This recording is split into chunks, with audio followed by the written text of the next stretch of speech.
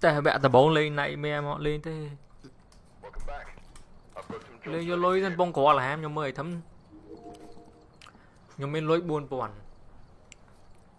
chẳng cứ dương thưa cái update nơi dương mình là update trở là lỡ anh ấy mùi mắn nhầm là anh ấy bay pon video camera bay pon UV bay pon anh ấy bay pon điết update tem mà máy nó rồi lực muốn nó ghi lên bảo kế này mày lên bắc lùi này này ok lên xăm lối mà thời gian lối bay pon là mấy update này thâm nhung giờ bên mặt là bị kim lớn hello lên prison gì cái prison gì cái anh ta lại đăng thế áo nó like gì áo nó like thế cái tính vi ôi cái ngắm lên ghé mày cái mày like vẽ đi dùng lên professional rất là bay thôi kè vô lối cái speed run vô lối à nhọc hay thâm trô má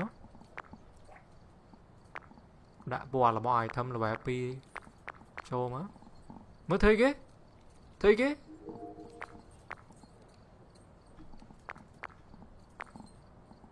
ok mới miền đây là tem mà máy đã trô nè bài pi ok đã trô rồi mà này ta tao cái này rồi dương lên cho mình này anh thế dương lên cho mình này anh dương men đọc đi chầm ra nói like là nghe mấy năng like gì đấy like tia lôi like ô cả là tia lôi nè mơ hay bật like bên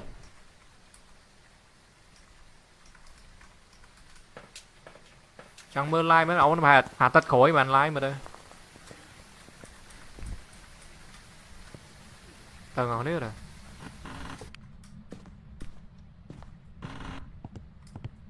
đã bao giờ plơ mà tám bạn đi super rồi anh đi em á gì mà nó update mấy nó super man phải trang lại nó khơi lại nâng cái đau từ chuyện mưa mất khơi lấy đưa một đưa cái đá một mà bà lực môn bạ thôi ăn ngóm nông đấy đập bay đập hẻm đập bên lái cứ cái lấy nó mình không mau đi đập bên lái tráng mà này đập bay đập buôn ok không mau mẹ nó lơ nó thế bạc plơ á plơ nó khom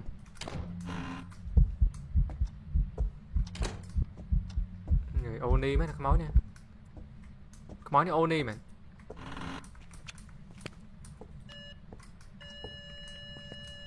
vì ăn là lại đi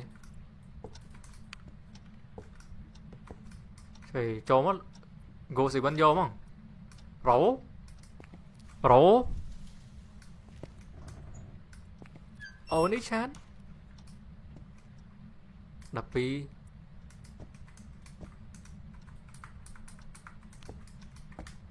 khổ nó mấy này em lại giờ mẹ mặt là bị với chữ cá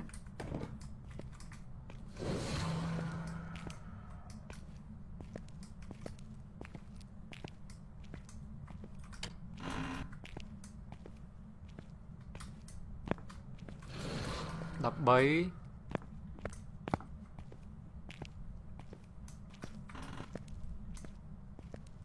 không ai mẹ nó khom đấy mà lang lơ mà đấy không ai đa lang lơ mà đấy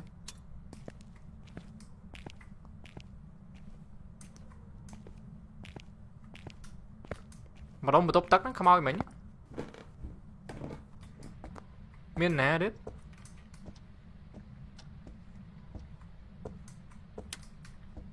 mà đâu đó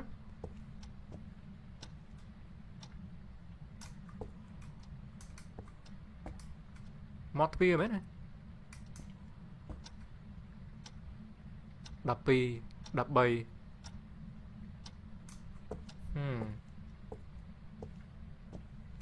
thuyền nó bắt nhỉ mẹ bắt thuyền bắt buồn con ông này mấy nè o pro doing pro pa mũi pro doing bầy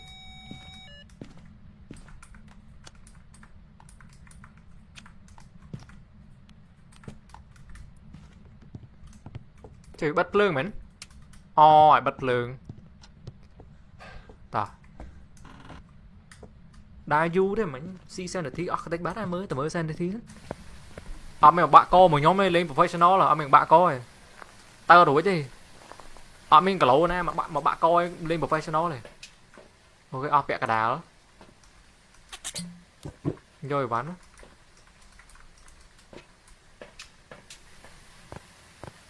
cảm ơn á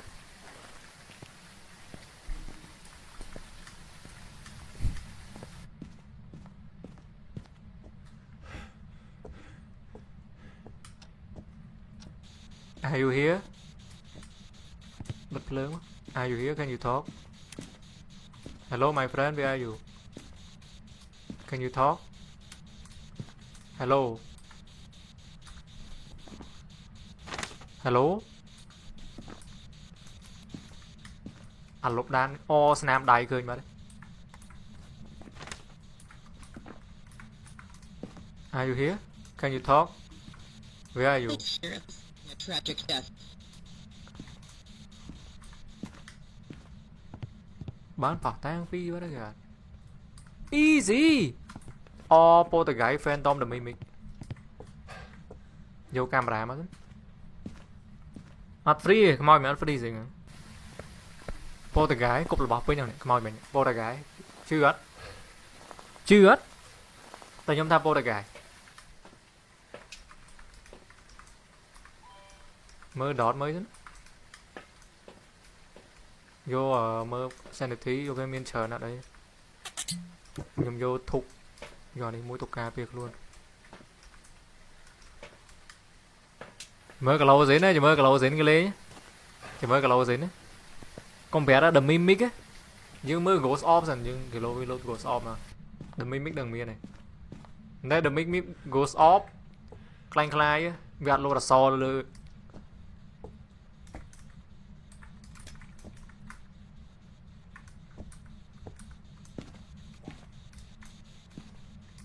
Can you talk? Gần vậy hào ấy tầm đặc cười.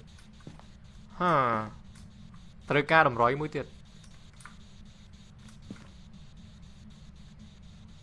4 đằng xe.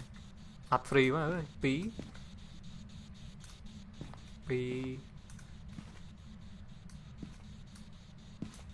Mùi.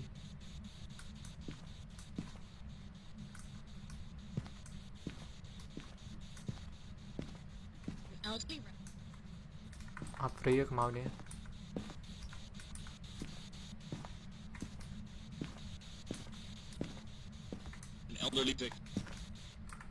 Anh thằng tôi mới camera come on po the guy at freezing and at me freezing come on come on load goes off mà còn bé load goes off mà mẹ thế giờ lấy pin á được twin nè miên thế miên thế bạc cát này đúng không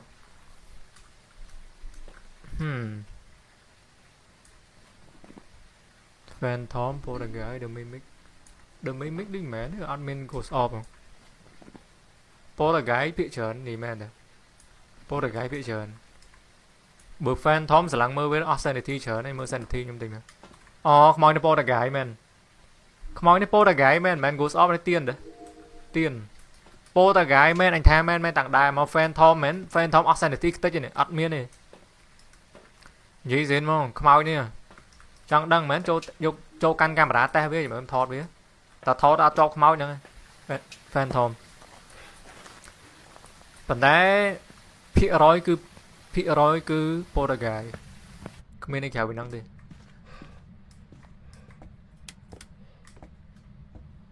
thọt vô lưới ban lôi á nè hụt thoát mơ này nè này ban $5 đây đó ok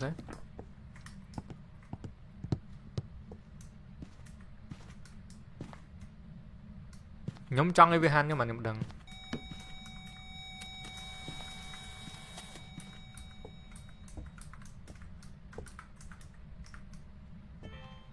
mình goes off kìa nhá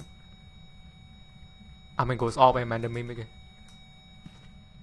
can you hand me are you here where are you can you talk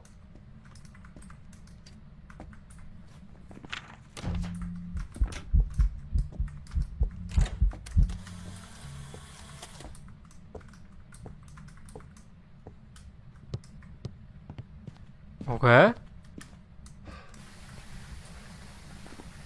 translucent ghost ạt chóp vậy thôi ạt khơi là cái máu ấy chụp lần chóp bắt anh vì lần ngắt đâu với khơi nhở bơm chơi mà nhóm bơm ra để nhóm trang đang làm rồi ghostwriting poltergeist với của mình ghostwriting bạn đã biết phantom này kìa Phantom in dot projector spirit box trời thích Phantom em say Phantom ơi sao say Phantom mà màu mình thò đặt chọp không thò đặt chọp màu không mẹ làm Phantom ấy ơi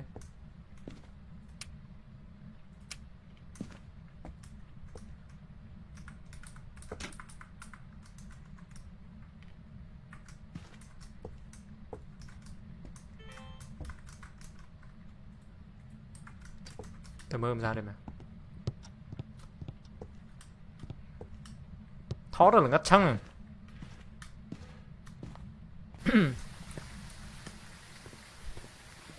thoát đặt chóp nó mình đây theo thoát tới việc là việc việc khơi khâu như không nè việc mình nụ khâu gì camera o dot man anh cơ man Phantom man cơ chơi mà anh ta chơi Phantom man chơi Phantom man anh cơ mấy mà thôi đặt chòm ok ok bro mới dừng mơ lôi tiền mới dừng thời ca thi đó capture video of ghost escape ghost during hunt record dưới bây chọp rồi để chọp này capture video ok lối tổng bơ lối rồi đấy 12 này nó sao mũi tết dương ai chơi với hunt dương phần đây gọi ra nhung chơi và thói dương lang lan mất rồi ôi mơ cái lẩu dính cái lối cái lê nhà mơ ai này lôi sót professional easy professional cứ easy mod thì mẹp nhau mình game nữa ban mán thì mơ mà trời mơ lôi bàn bón chơi play thought chỉ mình thoát chẳng ở đấy 4 evidence ba mà bón này ok mà bón cái dấu đấy nhai chỉ miếng gì cái hộp pê sạp chỉ miếng này bên chỉ miếng thế này lôi màn qua lôi biểu ra bơm chơi mà tao mà game đây ta play vô ăn màn nó tao dương vô để dương thoát đấy vô dương thử vô để ok trong Việt Nam lại nâng mùi tao mà game đấy chạm đấy em lấy 10 cái này đằng má ở đây nhầm đấy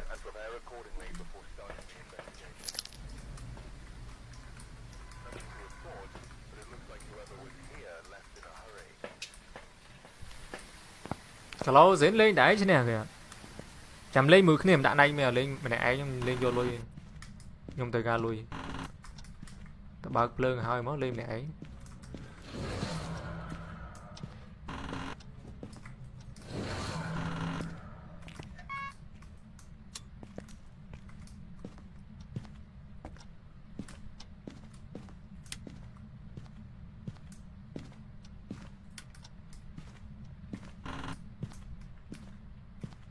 đập buồn lòng một tập tật đấy chẳng đập bay buôn đập bay cái nòng đấy đập môi đập đập phí trời mày nhớ mày như không ai đa cát mình buồn o năng pro what are you doing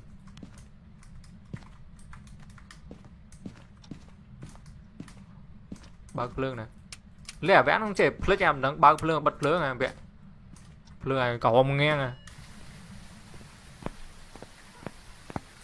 mới xong không nói cay thì mới không slow đây ơi bơm không chơi mấy bọn đi slow với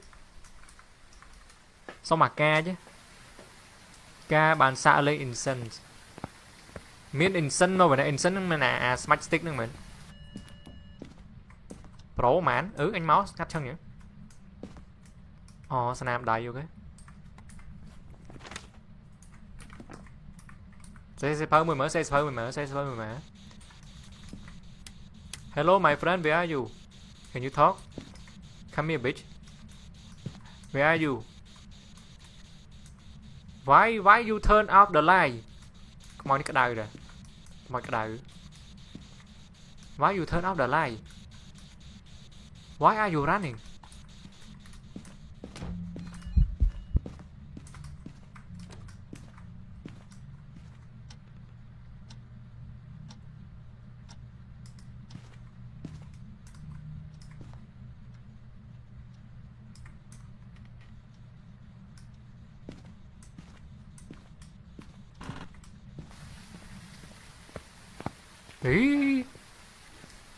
ý Tùng vơ vậy đó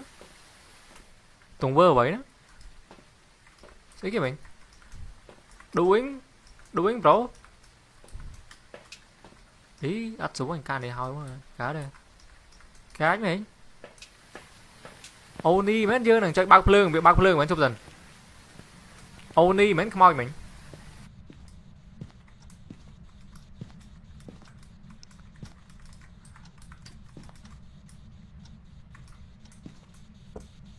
hello, where are you? Can you talk? Where are you? Can you talk? Are you here?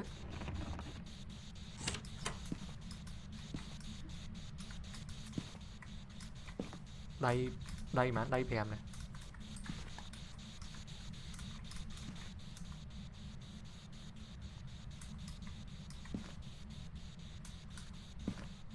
Tầm mùi.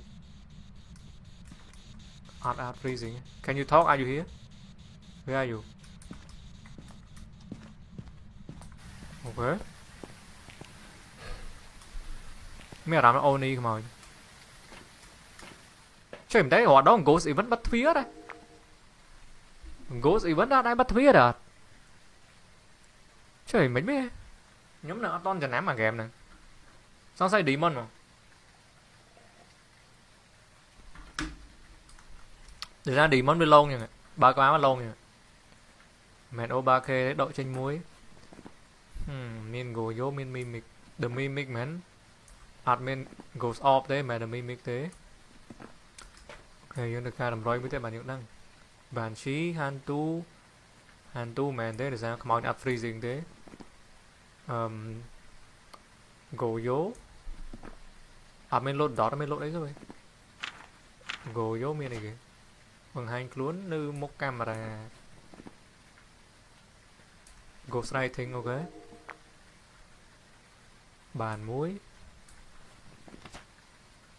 Poltergeist Demon Demon anh song sai Demon ấy Mai Linh bên này kìa bị ngạt bề hẳn Mai Linh với tay đã thư dùm lên vô microphone được tay mới dứt ta mới xem được thi giống hành tính không màu này song sai Demon mà tay microphone mười vẽ incense gì kìa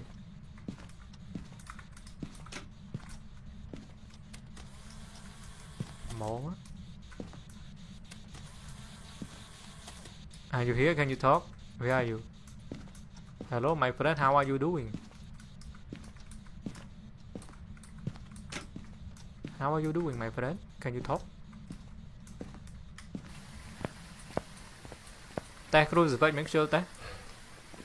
chăm sắp xử lý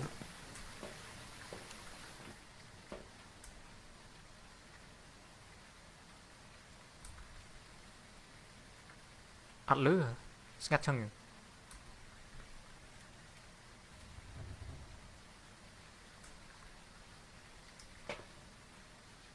men mày lấy không ai nhỉ ăn lư rồi lấy insanity bạn lấy lên mấy chân nè come on ngạt ơi ngạt miên ăn lư rồi lấy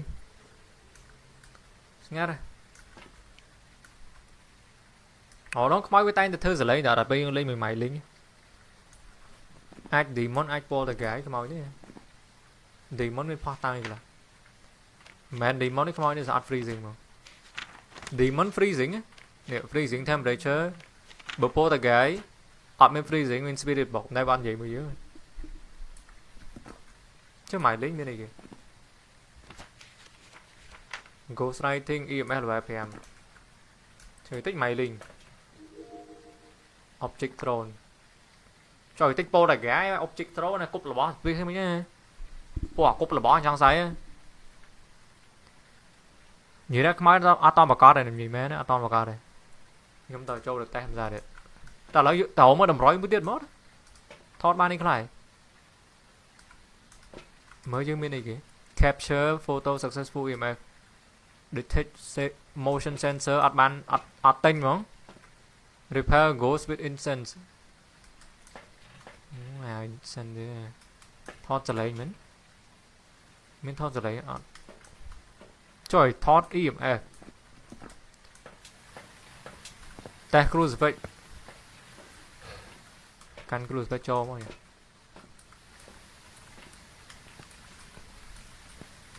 đã lượt đây mà này can you talk are you here hello my friend can you talk are you here where are you why are you gay what are you doing do you want to be my girlfriend do you want to come play with me do you want to play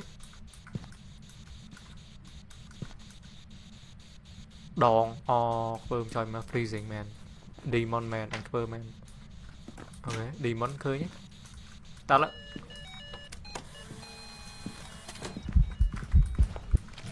chơi anh ơi phải đai bị khang đô mau rồi đã bơm chơi mà phải đai bị khang đô mau rồi nè chơi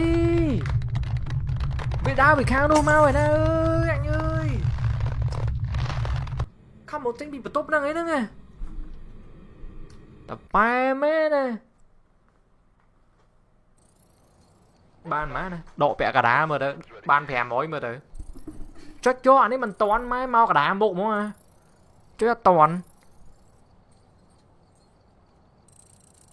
bơm trôi mà ba mà rồi xài anh ơi một cái vô ơi bơm mê nè cho Discord nên bỏ đây lấy bơm chơi ma với mấy nhà nó đau với nó không phải tung nó phải nó phải đau vì nay về đây mà coi thôi ót phỏng mau ót phỏng mà bên nó không nỉnh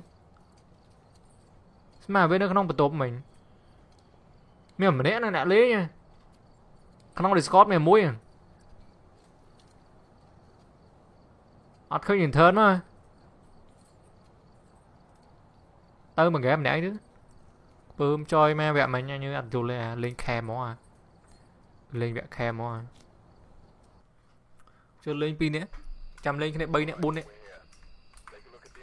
nghe nó bắt máy chắc cái này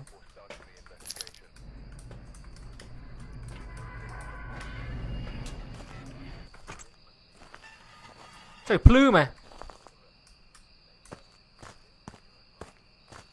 vẽ nó ngó đó là ngất đó nè lên camping trên bây giờ là mà anh ta là up camping là lộn dương lên camping là lộn dính á lên đá như kẹp nó giờ lên cái chở này nhưng bé cái lỗ camping mà quả ra máu máu của châu bồ côn á Mentana đây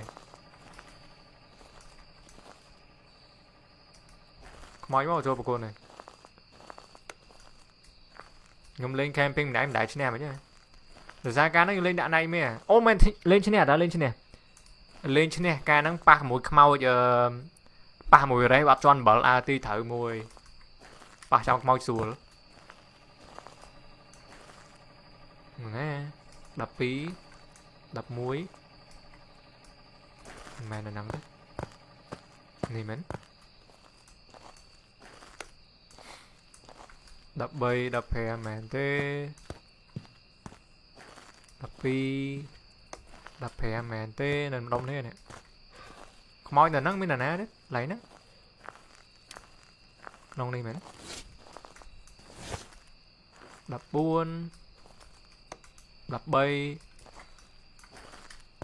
Ai nơi ai nè. Cà đà mến. Chẳng cà đà với lạc bơm chứ mà.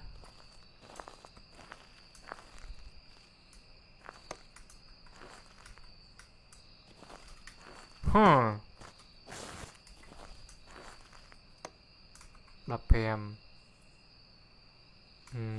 Này cà đá mà đây.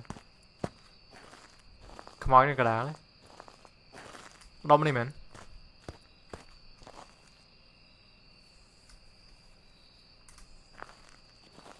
Trời bên này ná vậy.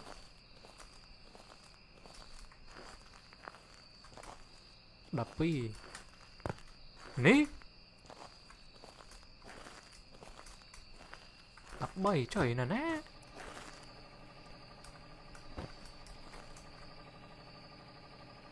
Đập. Trời cái thẹp lương. Nè nắng cái màu anh. Bro, what are you doing? Vì khơi mê Xây cái miếng mầm non thưa ăn bát đây nè ăn miếng này. Ăn miếng này. Mạch bàn thật thơ nha mình. Send the thing on định à. Ok bán này rồi bán á. Discord ấy cái này pin nè em. Chăm cái này chơi em lên.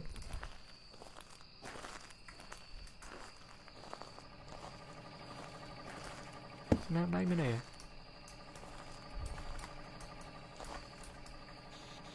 Hello, are you here? Can you talk? Where are you?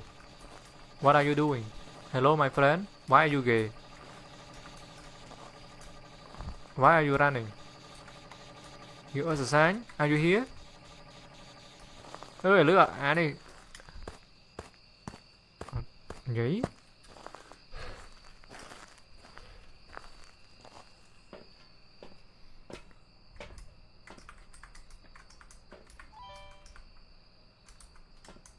Cá đây, vô đi cá việc luôn mùi.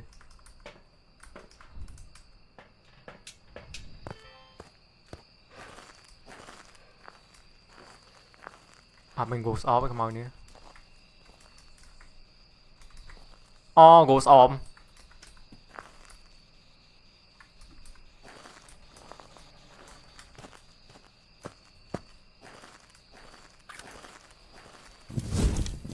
Come on, goes off. Ai được mimic rồi mà. Ok. Ok. Dồn vào đại máu.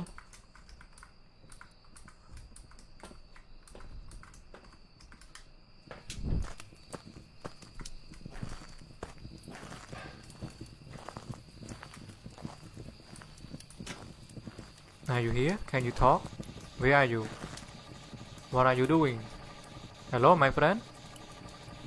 I'm under the water. When I grew up, I want to be an army and destroy India.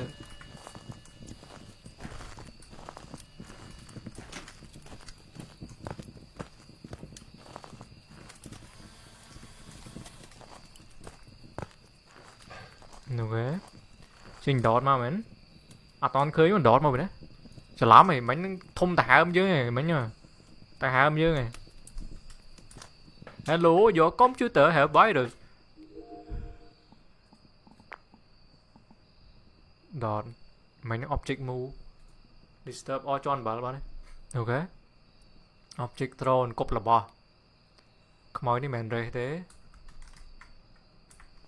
admin bao con này ba nằm roi tầm muối chứ ai im ấy vậy ai im ấy mà rồi ai im ấy bài phé mà freezing dot ăn khơi cái nông đỏ thế màu này admin nông đỏ sao không admin này màu này cúp là bó kháng đó cúp là chừng ấy nó cúp mấy băng mới nha miền đó nó đã miền đây miền này coi mơ rằng to này mỏi lên chắp trong ó này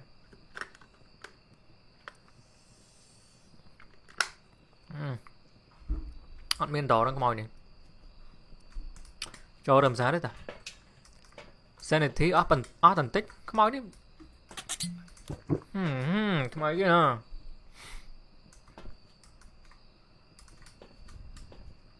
từ mới post tăng time tiền nữa không mỏi cho vậy nó bật phượng mà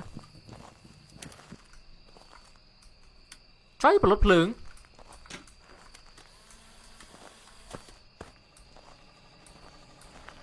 where are you can you talk are you here what are you doing hello my friend where are you can you talk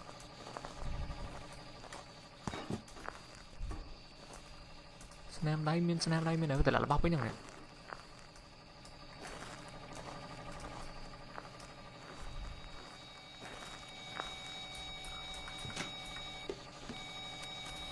bầy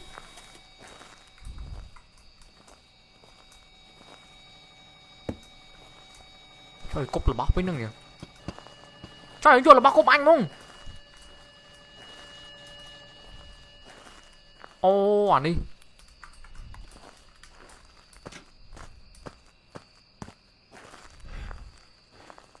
trời ơi đi slơi mà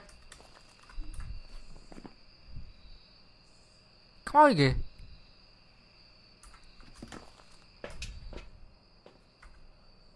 thôi bở mềm muối thế đấy thao vô bở tét đan chương bia hồi vô bở tét đan chương bia trời mình ghost off muối dưỡng mày chừng ô anh là ngân một chân mà đó game nó lên quay lên quay không mau đi im em mẹ bấy rồi upload đau phèm không để check mới freezing rồi sanity tệ mẹ làm mẹ du đấy si sanity ai mẹ cái máu nè lột phơi rồi à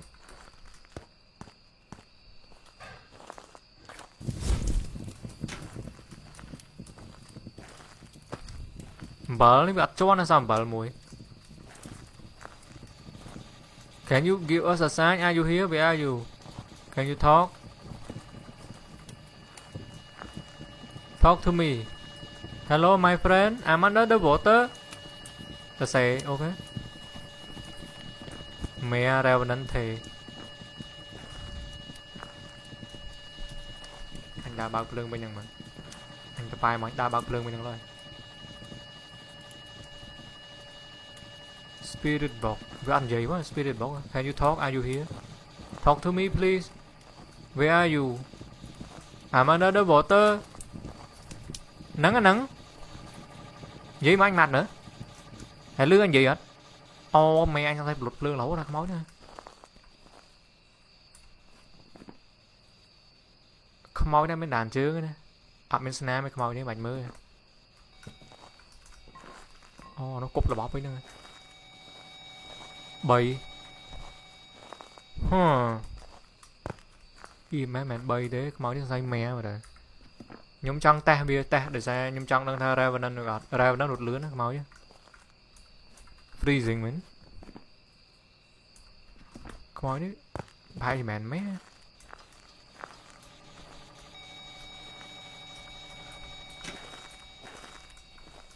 freezing á anh đang lập pư mày không máu đâu cả lại mấy gì đó đòn freezing không màu anh bơm trôi mà nó lập bự trôi mà Revenant o à bạc cát vô à nắng mà nhẹ chơi mấy anh Revenant nó chơi mấy anh nắng nè cúp là bóp với nó nữa hết ý anh ấy vậy season là thi mình tích nè mới dương tư sầm ad đây nó mới đam mây chia ca vô lui thọt sập hơi mến làm thọt sập hơi cúp pin nó ấy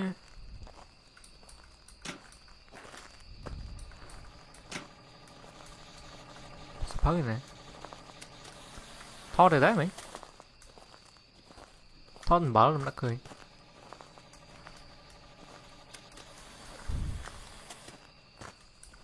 đốt sầm ad lại đi muối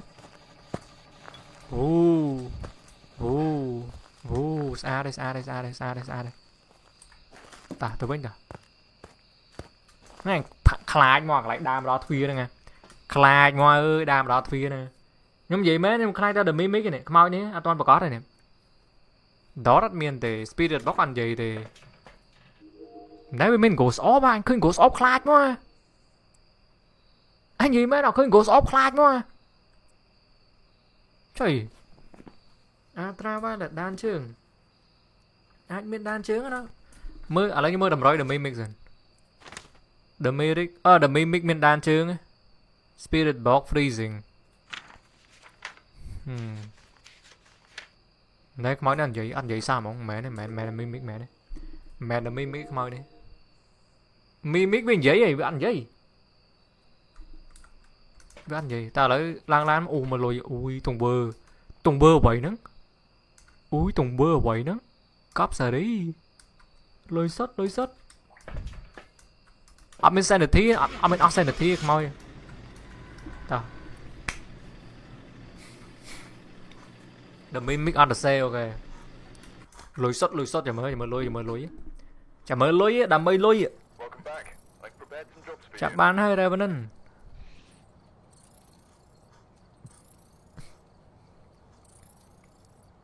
ban má này mà pón này tích mía ban pón này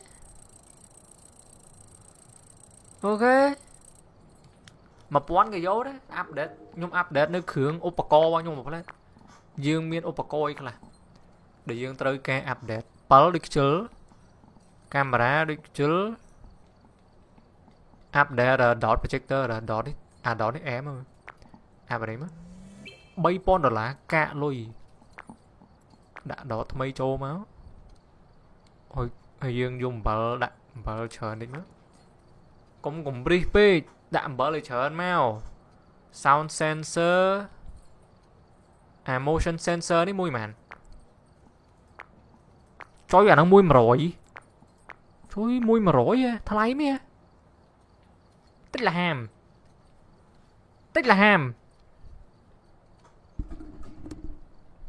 chờ đã ơi khoác luôn đấy liền đó này thế để cá đã để cây chớn mất để cá môi mặn đó về ra đã headgear firelight crucifix bán này đã bán được bán này tao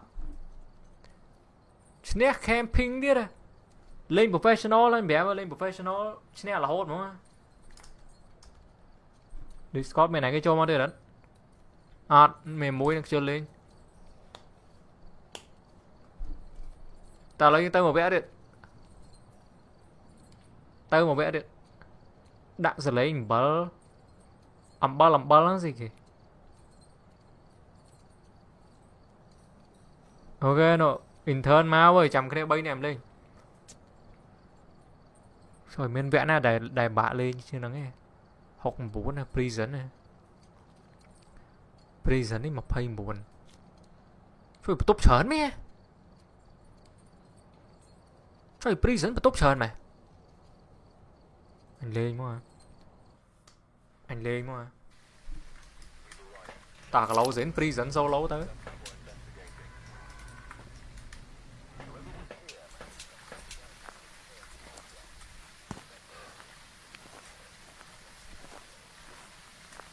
đò co cái lại nha như đò co anh đừng hô máu cho ná đây. Anh ơi là ngật chân anh ơi. Ai na tới bần tục lương. Ai na tới bần tục lương. Mẹ này máu trong đây anh miết đi. Trời mà cả lánh bọc bắn na nấy à. Bần tục lương nè nè. Đập.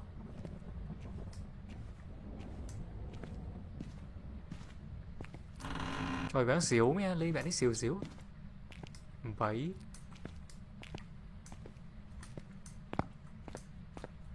play như ngay vậy, chắc cái gì kìa.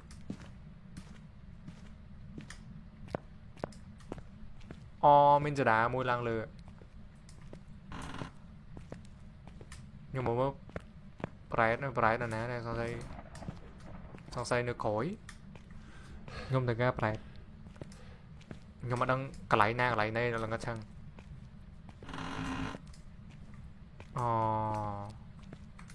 Anh ấy bác ba nè. Đỏ cò ơi, Lý này. Lý đấy. Nói bật lên trên nét ba này kìa. Nhung gì mà nhung lên lực tìm mũi prison đó, nhưng mà đây lấy này. Ở đây lên sao mọi người. Oh my, mình thuê tới một tiết. Trời. Miền thuê tới. Anh ơi đá đó này.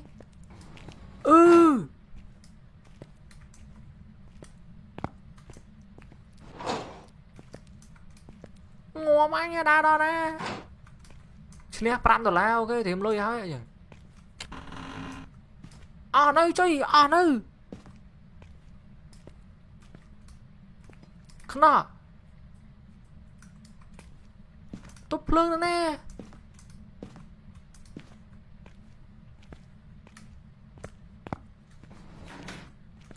Anh lên channel nào không mau cười nhỉ.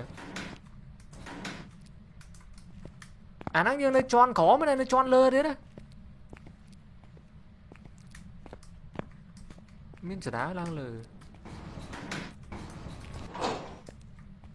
Vốn năng xà.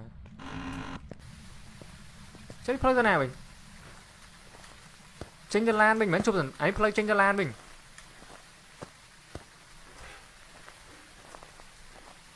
Mai là ngắt sáng ảnh đắng tơ tam ná này. Plương nó lơ mến.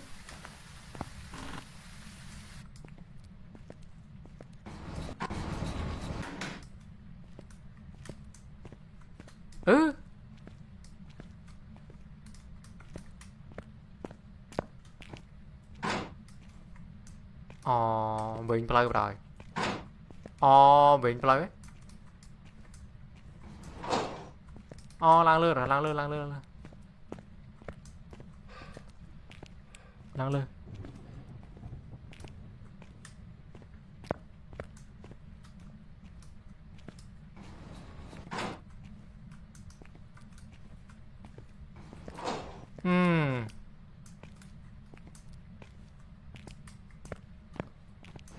Hay là đang mến cái máu.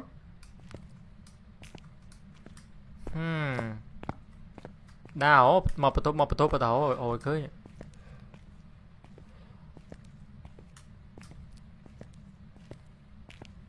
Đó có ơi. Anh đợi nè nè đây ơi, anh hỏi cưới đi. Anh hộ đâu cho nam khỏi ơi, ghép đi. Hộ đang ca na nè.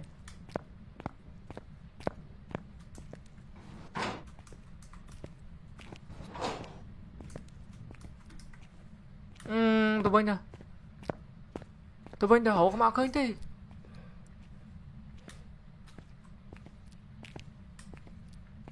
Nhóm ở tầng đơn đây. Bà tốt lớn nữa nè quá.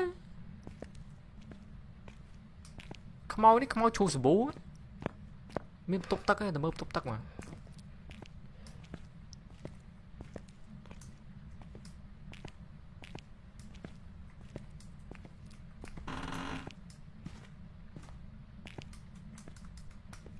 Right. Sao đi dương ma hồi mấy này này.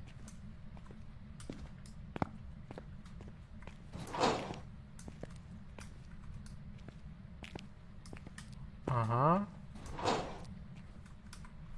hả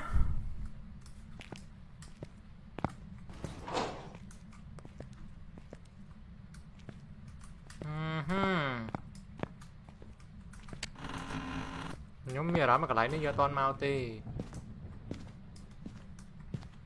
đạp ông xe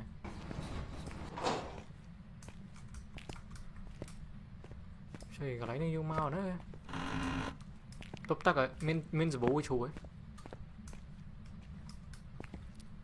hả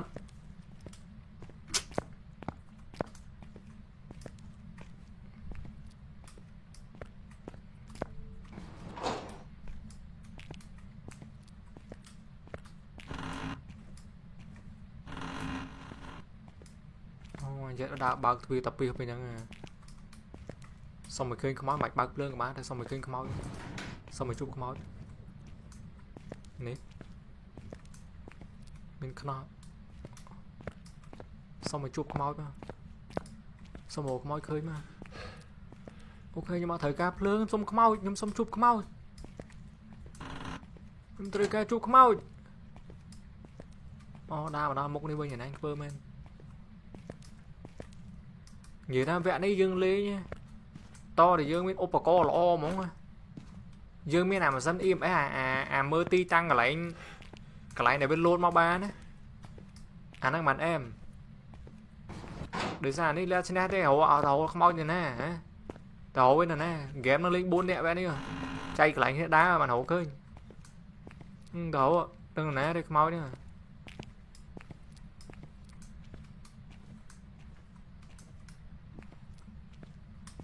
anh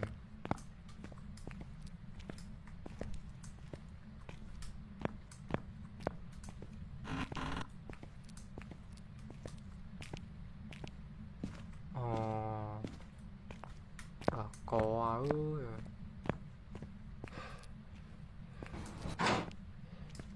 cho đi lại kìa có ơi lại gì ấy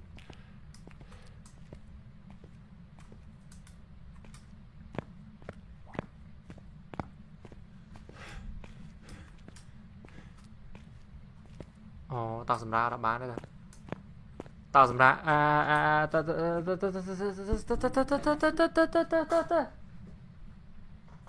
cắt vô anh ơi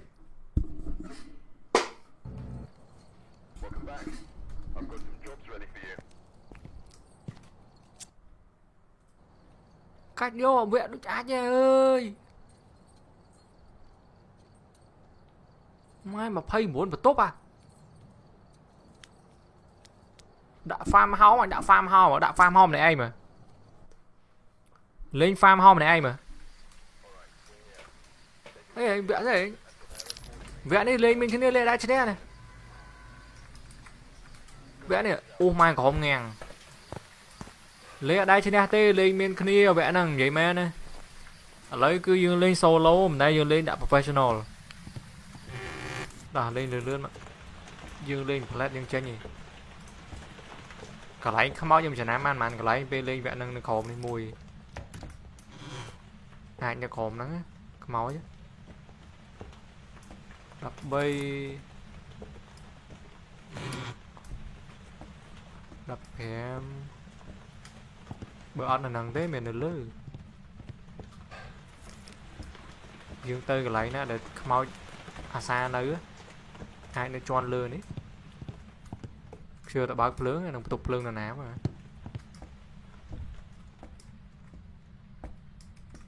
link EBE mến link EBE được lại pin của mình đọc ông xa 4 họ đó là tốt năng mau em 4 7 trời pro năng mến nên năng mến nên năng mến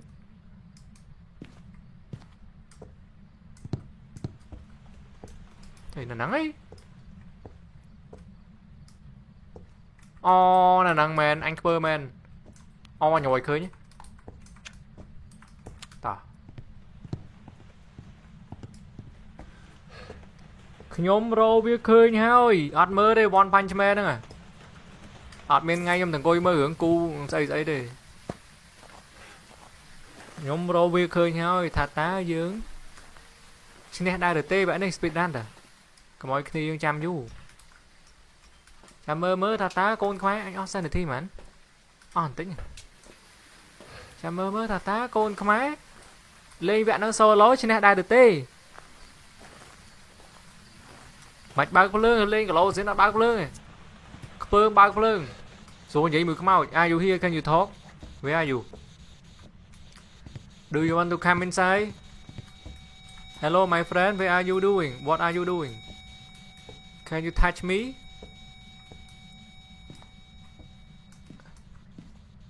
do you want to come here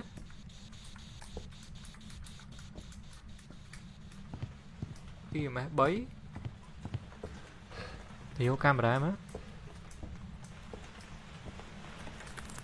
intern mấy intern chăm lên đấy chăm lên chọc lại vậy này nhung linh lên đây lẩu dính máu đấy vẽ bác lẩu dính máu này ở dương miền pi đô lá pi zwan rồi vô là bọc ca bê luôn thôi cùng tôi nè số bạc cạch lại tầm mơ này sẵn when I grew up hình thớt bạc lai rất là trâu đấy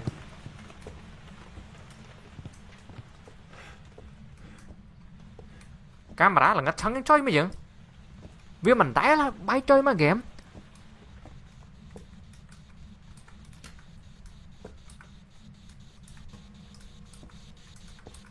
are you here can you talk where are you how are you my friend where are you can you come here what are you doing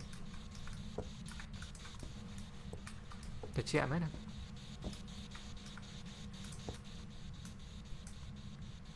bốn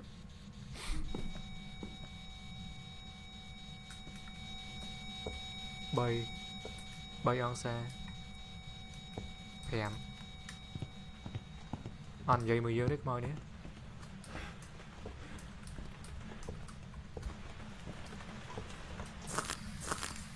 anh đang cho cái bánh cái chạm cái cọ nghe à mình đừng bạ cô đây mình bạ cô đây mình không nhưng mình là bỏ cà bê luôn rồi không mau đi xi xe này thi tách nha xi tách chắc mau nhé rồi bắn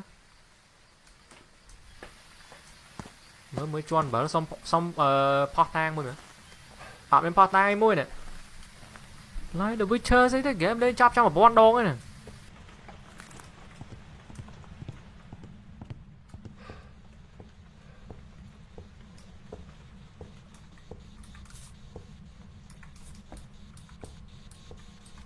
đa cho anh bảo nó pro mới pro anh đa cho anh bảo là nhóm mơ thì mà nhóm xong mơ chương á xong mơ bạt chương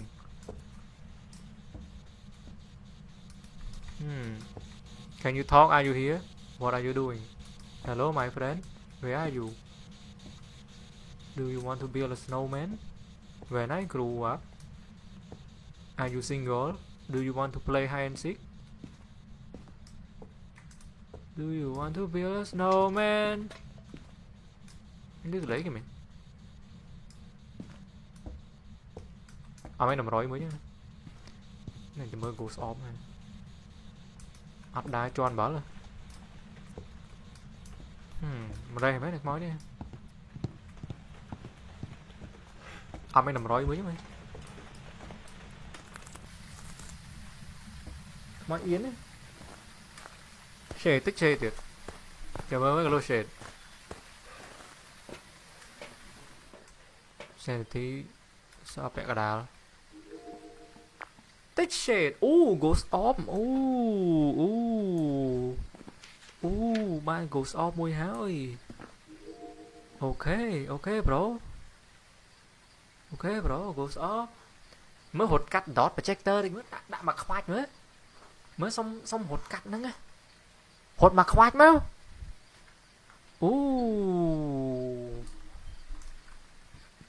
phỏng bằng hành luôn sao nó yên nó anh phải đặt microphone sẽ đặt từ lấy kìa yên mấy dương nó yên mấy hả hột mặc khoai mà hột cắt nó mùi mới ta mới mấy cái lô mình ghostwriting with the say the power man nè lấy na mình with say the power làm sao được nắng solo farm ho mà hơi solo farm ho má ơi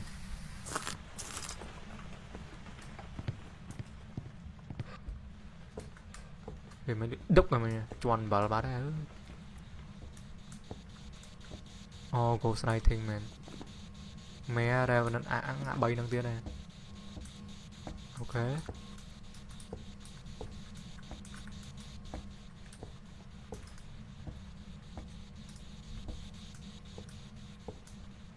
miệng đàn chế này bỏ nó này snap đáy miếng này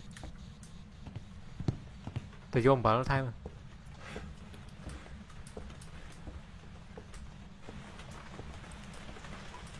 tôi vô bảo nó thay còn bé là ra bên năng tiền đấy tôi mới freezing cùng tôi này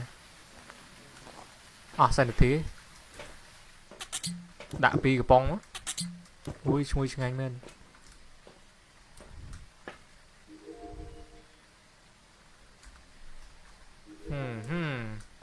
đừng mình say spell này ăn miếng rồi ăn miếng một tôi mới freezing rồi nhóm trong đang miếng đan chưa ngặt chưa bao lớn game phơm bao nhóm đạm bờ với tròn trong mới đan chưa với ngày nó bác mới slow đấy đó slot mới nào can you give us a sign are you here Apacayo are you here hãy thì chạy lang hết freezing hết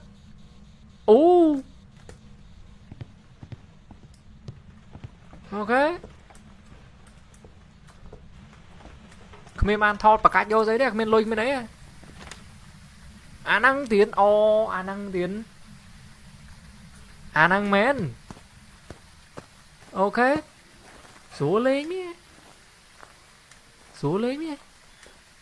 năng men mơ lôi bạn lôi gì lá capture sound decoder capture photo EMF anh tờ làng mắc chứ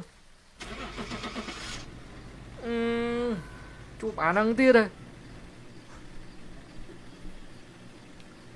về hắn bộ này không ăn này không cái luống chơi sang mua đánh ban má này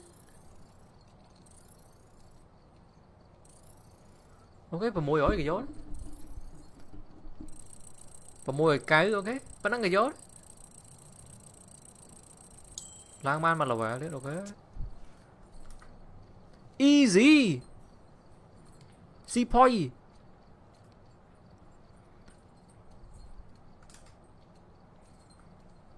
vẽ số lên pe màu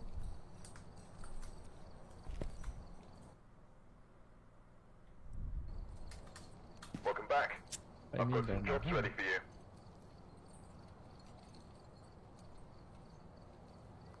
I've gathered a list of other hunters asking for help.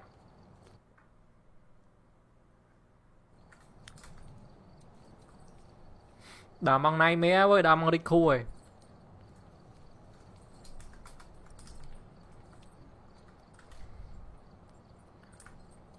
lẹ cô thôi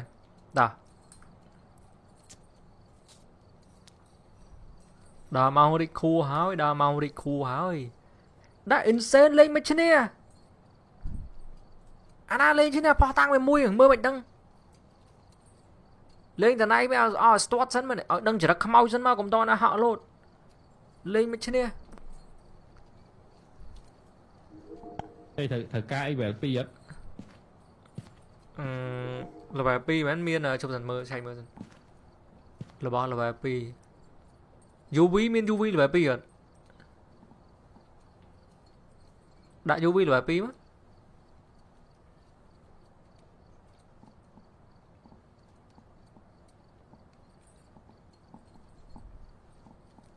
Camera các bạn, camera là bài phí các bạn này.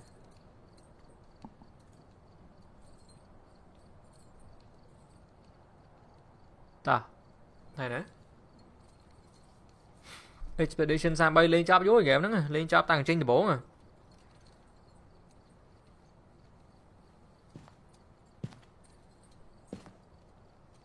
Ta mày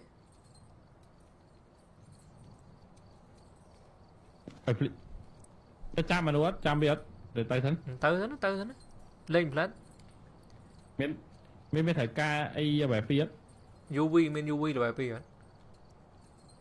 hành tinh Ok.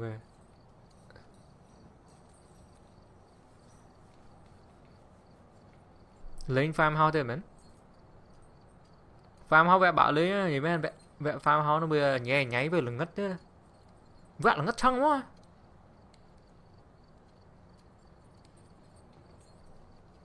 Đâu đã vẽ đi mà đâu rồi. ấy bán đây quá rồi Đâu chuyện thật đây đây này đâu bạ giá ca tà lơ đây đi ta star đây. Ai men ha rất pi sọc vắn ta. Đâu vẽ đã vẽ thằng mày vẽ này là sơ ban lấy nhỉ. À sơ ban lấy vẽ này à. Out bảo là game gì kì. Got the intel. Looks like this is going to be a tough one. We've had reports of violence, and it looks like they left in a hurry. Ok vẽ này đưa chia mình sơ ban lên cho ra tê chả mơ mất thật tá dương ai lên trên đây được tê. Đập bằng xe. Tục lớn này có mấy này. Vậy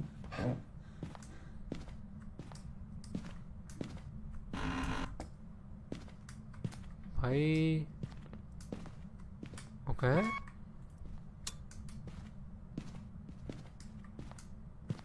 bật lên ba đấy không ai nó lơ mày nó cọp lên đây 4 hết phía ba cao rồi đáp 4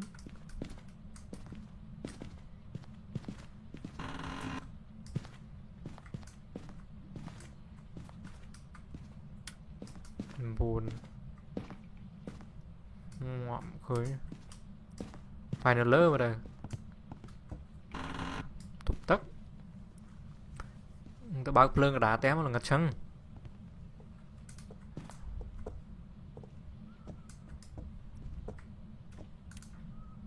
có mọi nào vậy lại bao cái áo mặt khơi phải nó lơ và nó tròn lơ cái màu này không ai đây kèo tự nhiên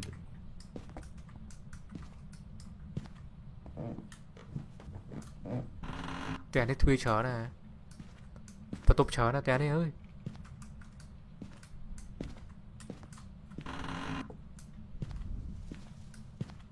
đập phí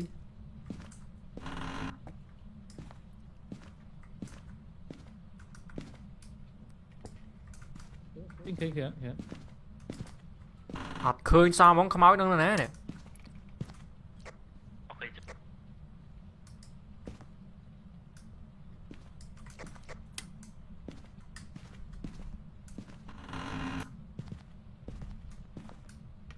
phèm tục này khơi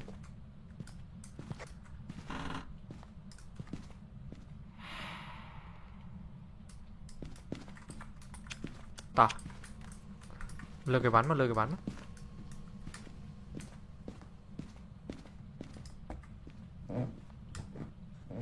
vẽ nó ngóp tại nhồi vẽ nó nghe như mẹ đau pp sắt vẽ nó ngóp tại nhồi giờ mơ á hoặc là đi mua rất được oxygen thì màn đúng dương vô đi máu dương vô đi máu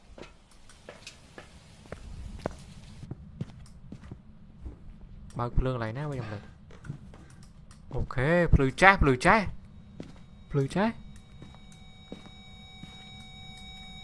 7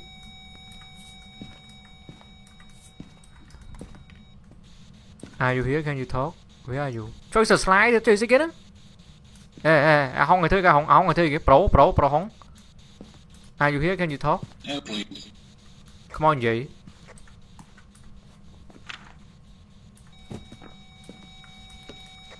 admin man Phái tay nãy giờ phái tay. rồi bơi vô camera mà thoát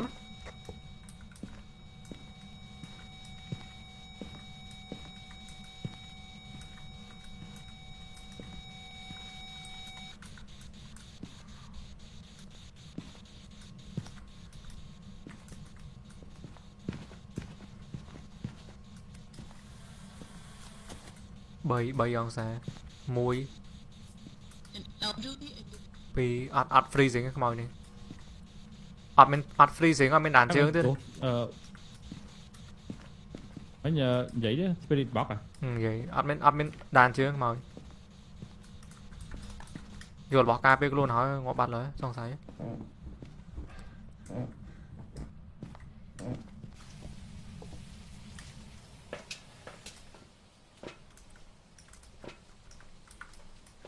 không nói thời ca đầm rồi mới tiếc là miên ghost off miên ấy nè xây mới camera đi mày đa tròn vào đó cái màu này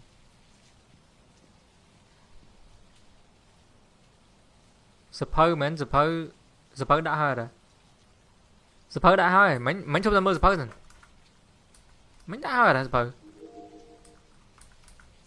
Cái này nào mình phải.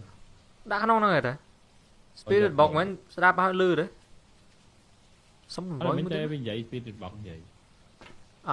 admin ghost off admin dot trời ơi bên lấy bị apply á đừng mẹ rắm mà trắng rồi bấy microphone đây à microphone á Đã. Dạ. vô một sân thoát trở lấy tôi đạn mũi tiền nó đạn nào quá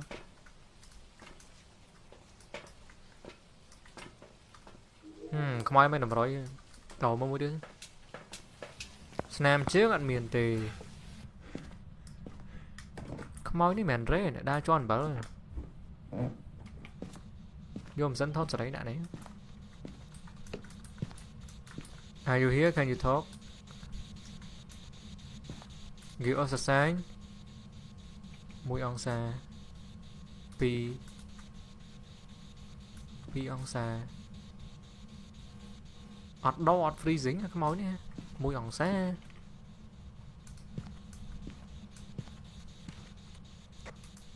Tiền nó tiền mẹ. suppose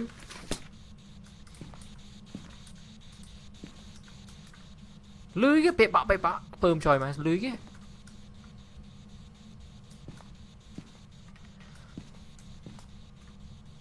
làm bên đàn ra cái máu như vậy admin freezing im mấy hạt bay thế suppose about the say give us a sign are you here give us a sign thoát ăn nữa ăn là cái đá tè căng lừa Thao thai. ui không nói nó mới nằm rối á miếng tầm muối á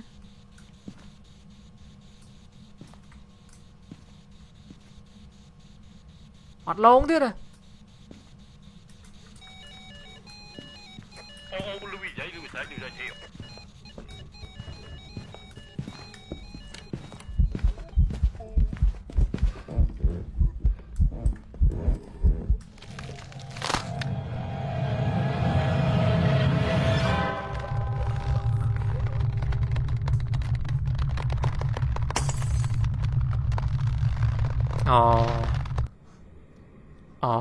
anh đã được tức đau mùi cái màu anh trời đa srop từ cái này là ốm á trời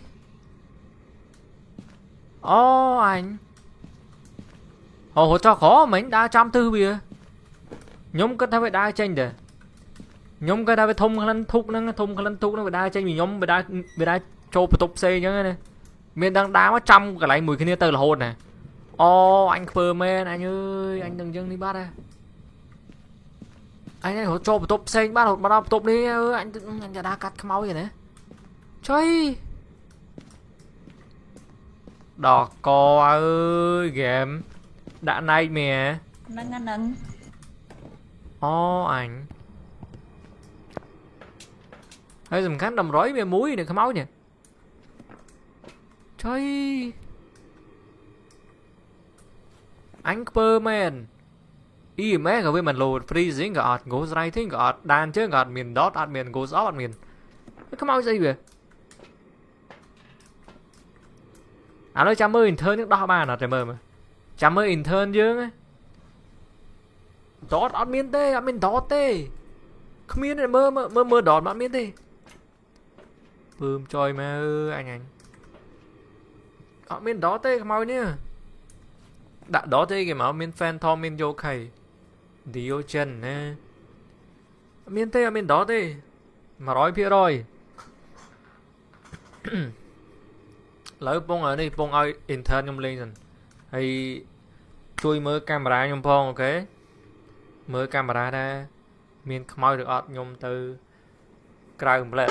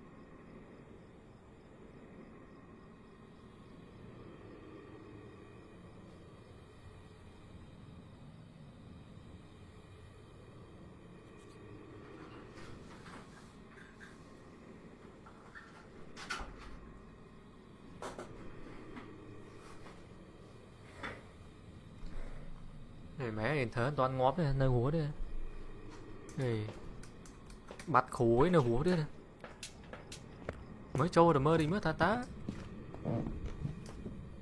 intern như lên ban lò ban nét ôi tiền rồi vô tiền mọi gì ok tiền anh có bay đã ở với blood off mà bên gì ta mất pe làm blood mà đó ở bên đây đây ở bên lâu này đây gọi ra nó mới cần chụp rồi á gọi ra những đạn bay máu về lột tầng bay bị đánh dưới nó nhưng chụp ba món á là dương mơ rồi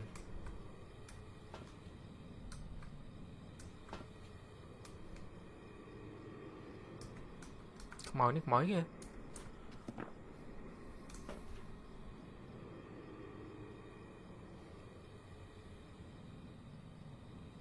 trời không nói đi blood tiến han mấy này chụp dần trời không nói đi blood Tạ sắp mày vậy? Tặng ơi đây. on vô mày trời không nói đi on vô mày với blood tiến với đánh men đó đây không nói đi miền đó đâu ra miền đó đây không nói đi on vô này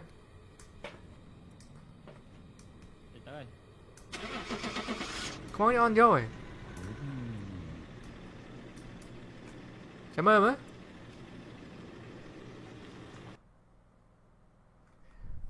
cảm ơn on vô mình mon rồi o bơm trời mà Mô rồi ok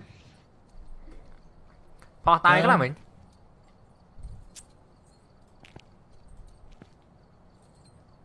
bơm men đập môi ta lấy dương lên nay mẹ trên em ao nay mẹ trên em ao đã đâu vẹ vẹ mấy bạn lấy cho bây bơm mấy vẹ mấy nha mới đã vẹ xây Cho lời. đã vẽ đi mà đo mà đô bạ già cá ok vẽ cái bát đấy tam ok ta nay mẹ đấy camping men camping rồi lên cha mà ấu nó cho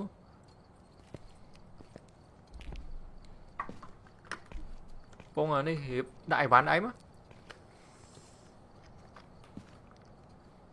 xong dù vi đi má dù vi là bà pi máu thời ca lên vô lôi vẽ đi ơi ca đây đã sao phong vô xóm từ thời kia mấy ban được vô xóm lại đã mong là pi mấy nhà mới rồi lấy những link phải giờ pi bay game đến nhưng bật lại thấy mong bị được mong là pi chơi hay cho bên đấy chơi anh tự bật lên start bật lên quay lên cô đấy bro Ta. lấy code nó không nặng chặt nắng ngay bông quay ta ra đi mà ra đi mà rồi hay được thật mơ vắn sân to na vắn thiêu xu sẽ đợi chứ thiêu bôi đợi chứ vô ở mặt thêm bôi đỡ chứ ok đó chứ là spirit box ấy đấy đó chứ chấp độ trên mình cát rồi văn mê đó đây đỏ vắn đỏ về UV ở máy đó đó chứ UV thằng đó chứ đó ta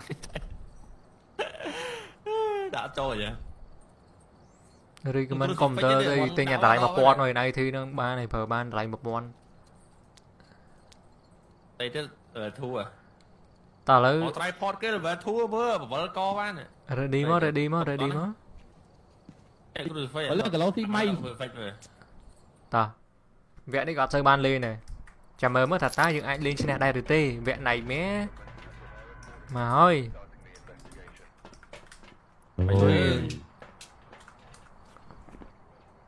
à ấy văn những tùm nớp nào vui ấy văn những tùm nớp này à lấy dương mình là ba lo lên hao dương anh lên vẽ lo bán á dương anh lên vẽ bà bán á nè cả món dương lên mà vẽ màu mồm đi lấy dương lai nó vẽ á cù môi lấy miếng á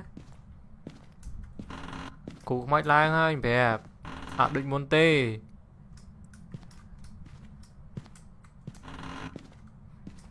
nè bắp lương cái lấy nó cả chỉ cái môi bàn đấy miên cái lấy cuốn mình cái lấy buôn anh đã cắt này cắt ok mình cái lấy buôn coi ở đây màu đánh hụt màu lấy ní máu bà này lấy ní tiết cho bạn đi dòng tơ ơi bé hạt đăng nơi là nè đi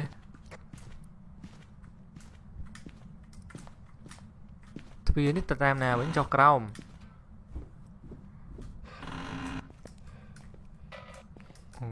mình lấy buôn này ní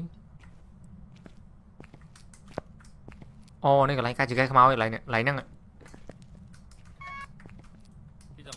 ba khai trời mơ ta dương sao lấy thử biết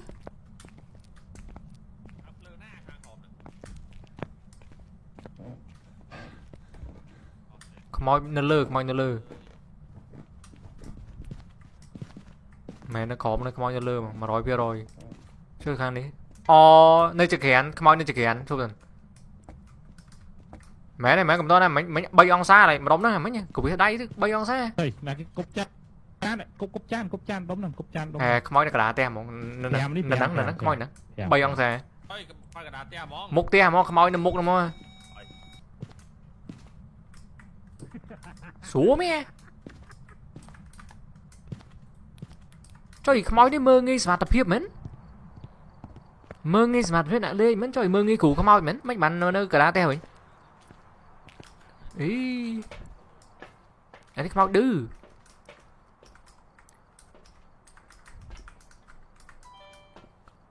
cái pro anh mấy bạn mê camera rồi má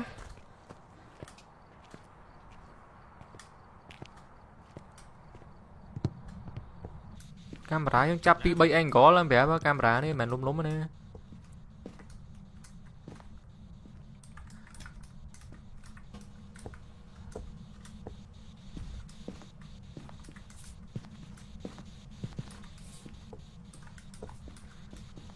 ôi mà sân miên mà xe ra cùng chú mau cho mà được bạ coi ba này cụ có mà lấy lăng clip à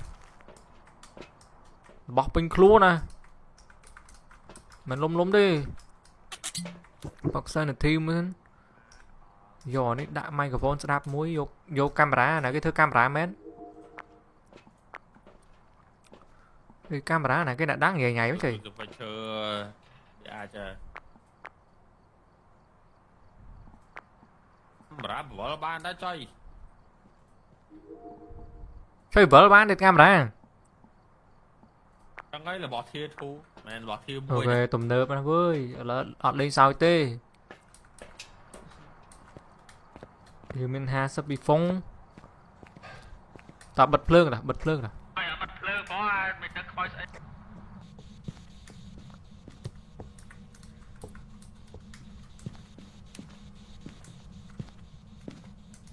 mọi đa cho anh vợ Top. này cái thứ camera mấy game đi Cameraman được.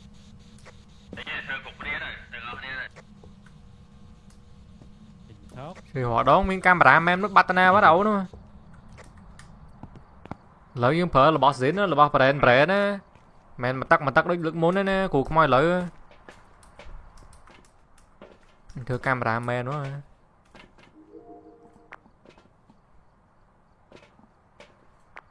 Bạn sẽ muốn á. camera đã đi ai chứ anh mượt vô đi camera gì camera đuổi ai nhưng mưa gì cái mưa tọc anh cơ men mà đã camera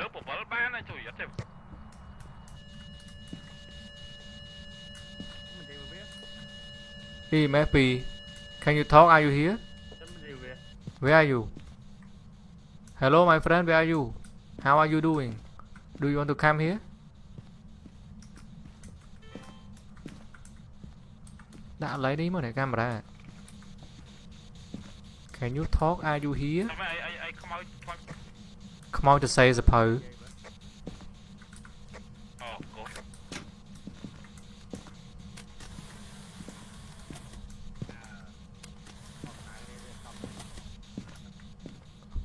are you here Quán nước freezing này, quán nước freezing này.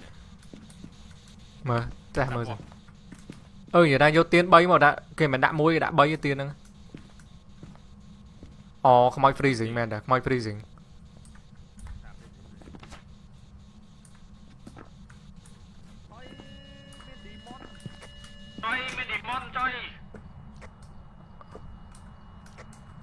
plot tiền việc plot tiền mua đây và toàn thứ ấy là lớn xạ vô tiền pi mà tiền mà không ai nào miền này đã miền on vô rồi không ai này à miền shade demon revenant monroy đây không ai này Mấy bạn khác rồi. không ai này mà demon freezing mình go straight thing không ai này mà demon mà rồi mà Đó, đầm rối với đầm rối. Để đầm rối dương biết đi thôi. freezing ngay chỉ mối đang go straight thing Freezing. monroy bên đấy kia monroy seasonality ok monroy seasonality lắm mình đi món đấy không ai phải ai shade bơm chớ revenant Shade ra. shade phải shade rồi Có nè. shade bắt ắt hai cái luôn mà bờ đi món nhà nát cả lỗ mà đó này miền này cái vô cruise với cho tây hả Mấy đa tranh off này. Đây này. shade đang sang sấy cho mà Đấy đã tiên một chia đã tiên chứ này nè. đây lên test tía này gặp mình mau tiên này gặp mình mau phở tiên này đầm rồi bác phướng mà ngất trơn phướng không tại nhảy lấy đấy chứ phướng gì kìa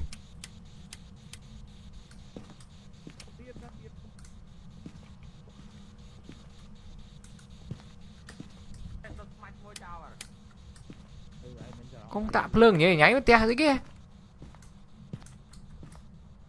đấy bác phướng cho lại này chứ nhỉ phướng cả đánh cả đá đấy bác đây nè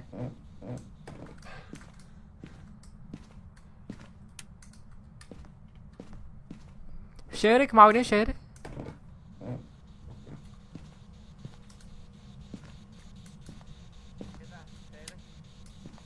mau đi phải share ăn lâu sao không ăn lâu thôi việc lốt tiền hốt đây kìa biết ăn lâu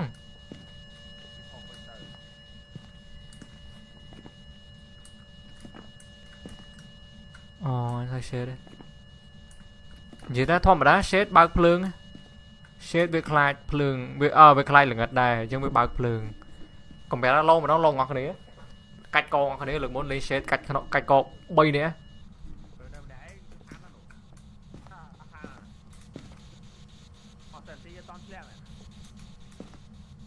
men demon ấy không ai mà rồi bây giờ đọ demon chơi nhau ấy mẹ bấy nó shade revenant mình mon rồi are you here can you talk give us a sign give us a sign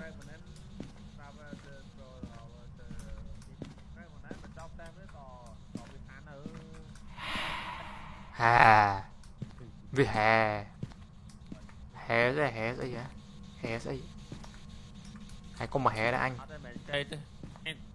xe đây vừa han rồi nè xe nó về mà nó hẳn xe nó khỏi yên này bà hắn vì bà ra giờ bên này tại vì hắn này tao dương mình nó kẹo pin nè à lấy tao mơ ở tao lá này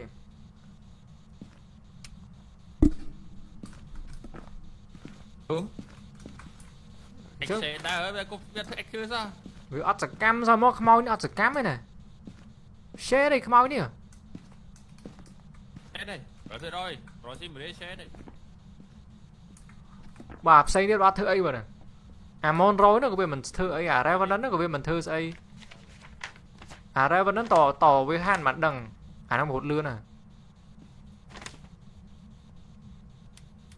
phơm trời mà ơi thôi cho bị khéo vui ăn lâu không mà bòm lâu rồi nghĩ ra bên cruise vách bên ấy miền đây mày cho máu đây miền ghost fingerprint Apa fingerprint nó fingerprint ya. ăn miền tê bên ai đầm rối khốp ai đầm rối khốp ai ăn lâu đi ở tao mà game đây không mau ra bòm lâu sao anh chú lên này Bác phơi này cái bác phơi. xe đi không mau xe đi tao bao phơi không mau xe đi bao phơi à anh đang miền đây chàoพี่anh đang đi anh đang đi nó bao lớn miền anh đang tả lang lá thích tả trên happy lá cái thìm lôi hả tả chả mơ cả lỗ dính cái ly chả mơ cả lỗ dính cái ly cam game xua cú mang easy vào Revenant cop rồi đấy anh phơm chơi mà nó sẽ bao lương đấy à Revenant này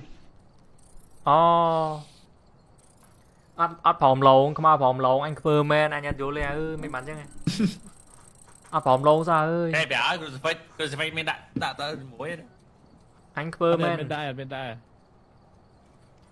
mấy bắn chứ nghe trời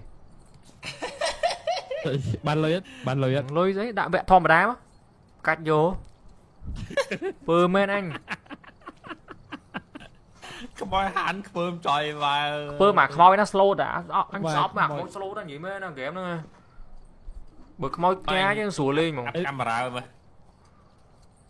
áp camera muối áp phơm trời mà anh camera đó vậy nhưng trong ai camera với thì tùm được thì nè camera về chứ là shade mở ra và đánh khói mình slow đây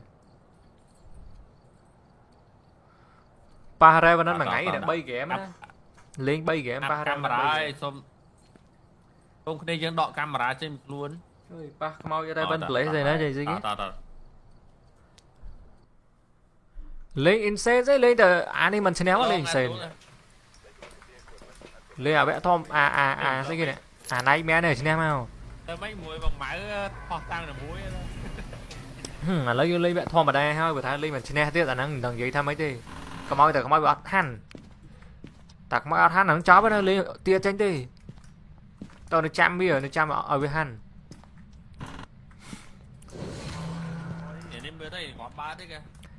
mẹ lắm lấy được siêu ba lương ở sai được thế rồi hắn này ở bị chặt đánh dương có mọi mẹ nó mốc đây nó mơ khỏi tiền á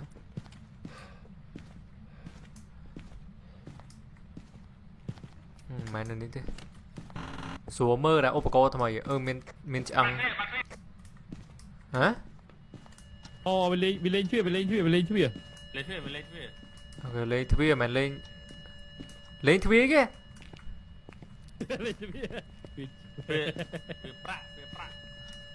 ăn tạt chẹo bóng này nè đập pi đập bay đập pi đập bay nó khéo không ai khéo nó play đập on xa này nè đập bay nó lần món nó cả đá đó 10 องศาโอเคហ្នឹងតែយកវ៉ាន់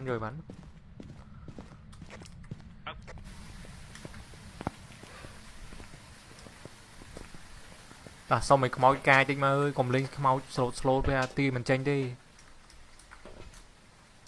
យកស្អីមកយកអានេះទុកការពារខ្លួនម៉ៃក្រូហ្វូនដាក់មួយមកអើយយក spirit box ទៅមិញតោះឈ្នះមកដុល្លារអូខេតោះឈ្នះមកដុល្លារតោះឈ្នះមកដុល្លារសុំ demon មួយមកបាន demon បានតែ revenant បកាច់យកនេះអវាលើគេបានគប់បដាទាំង Are you here? Can you talk? Where are you? What are you doing? មិនមែនយកឲ្យបានគប់នៅកណ្ដាលទេវិញ Yeah, the young in អូនិយាយខ្មោចនិយាយ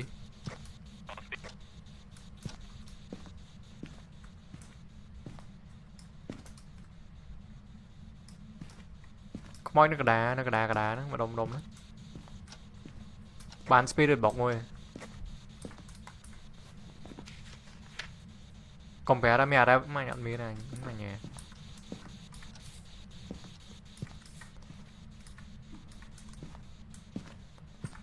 មើលមកឲ្យជន់បាល់មើលមើលប្រូវាយជន់បាល់មួយអូខេសុំជន់បាល់បានទេម៉ែមានស្នាមដៃមានអីសុំមើលតិចមើលមើលសុំមើលនេះដាក់ឲ្យមើលមើលខ្មោចជន់បាល់ដាក់មានដានជើងទេអូខេមានអីអត់មានតម្រុយមានអីអត់មានមានដតមានអីអត់មានដតអត់មានទេអត់មានបើក breaker ខ្ជិលបើកភ្លើងមិនបើកឲ្យដេញមកហើយយើងមានម្ចាស់ឧបត្ថម្ភធំ$10ពីបញ្ញវុធមកវិញម្ចាស់ឧបត្ថម្ភមកវិញ Oh my god.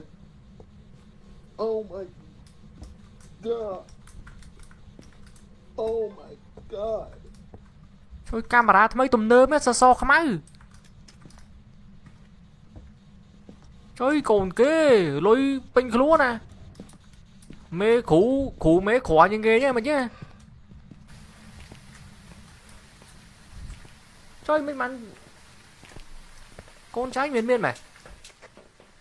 ខ្មោច twin មួយសង្ស័យដែរខ្មោចនេះសារគប់របស់កដាទាំងសង្ស័យ the twin គប់របស់កដាទេហ៎មិញ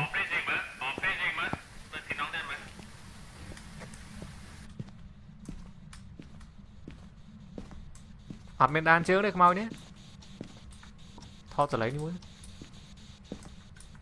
មិញឃើញវាគប់កន្លែងនេះខ្មោចនៅកណ្ដាលផ្ទះមិនដែរវាគប់របស់កន្លែងនេះហើយសីតានភាពពីរកន្លែងគឺតិចដូចគ្នាពីរកន្លែងមើលនេះមិញកន្លែងហ្នឹង7 អង្សាឃើញអត់7 អង្សា8 អង្សា7 អង្សាកន្លែងនេះមែន9 អង្សាអូខ្មោចដូរទីតាំងមើល10 អង្សាចុះក្នុងបន្ទប់នេះសង្ស័យបន្ទប់ហ្នឹងមែនចុះ6 អង្សាដូរកន្លែងមែនឈប់នៅកំត7 អង្សា7 អង្សាឃើញអាតុកតាស្លាកអត់ទៀតហ្នឹងហើយ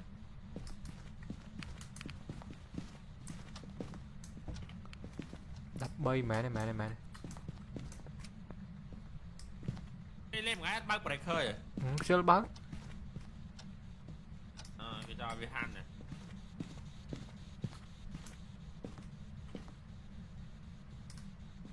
ខ្មោចហ្នឹងអត់ដឹងទីតាំងវាប្រកាសណាខ្មោច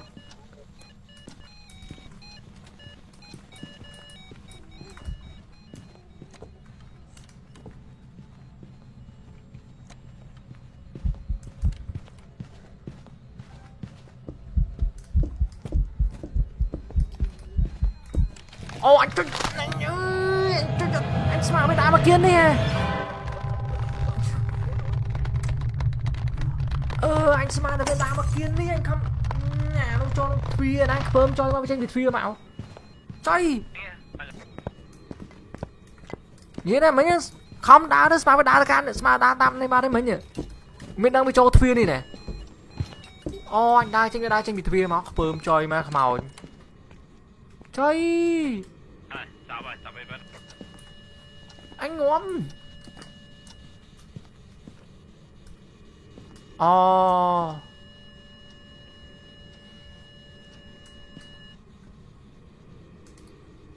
trời anh bơm men anh bơm men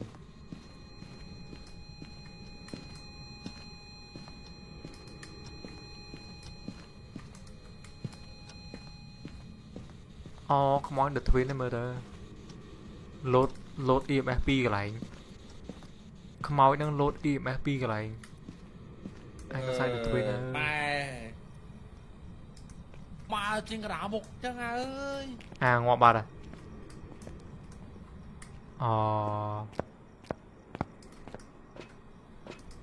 ông chẳng bị đô mấy à anh lên làm tầm rấy với ban đi thôi tầm rấy với ban đi hả anh ngọt bên này anh cam rồi đây anh ngọt bên này anh ta chỉ lôi menนี่แต่อดทุกมันเนี่ยจุ้ยอดทุกไฟอะไรเนี่ยอ๋อเลยไหนเมียไหนเมียตุกกระเลียดไหนเมีย พอมาบอกแล้วกอกัน ดอกกอไหนเมียฉันแอมปานเปิดแล้วcái thiềm lôi hỏiเปิดแล้วสิงบบัดเอ้ตีเถอะเหม็นตีเถอะเปิดแล้วเหม็นยำท่าดัดทวินให้ขโมยนั่งอ่ะดัดทวินnày đâuรู้ไหม ขโมยนี่ขโมยเนี่ยnhảy nhảy về ăn đâu mà cả lấy nữa nè Spirit Astro nè Spirit cúp là bỏ đôi từ cái này nè không mau na cái chứ cúp là bỏ đây hơi mà bao phượng rồi chứ nè bao phượng công tạ nó không mau na cái chứ đây mẹ mày ray chu muối còn ra ray chu vì xa ba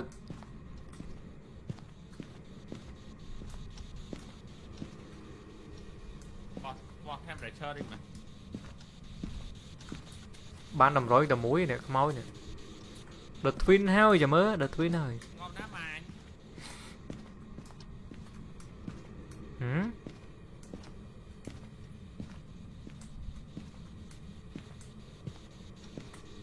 con đi mày tiến flop mà này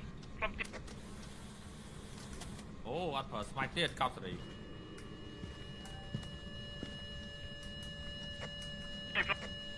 Flom tiên mùi thời gian temperature này Spirit Box anh vậy thôi đấy thế anh flop tiên à tiên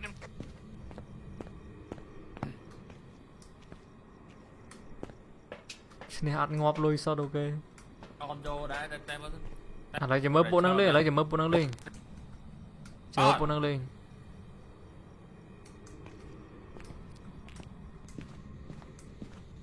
em cho mơ tiền là tiền lột tiền pi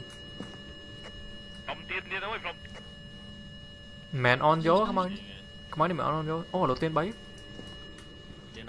than không không anh đi mẹn on gió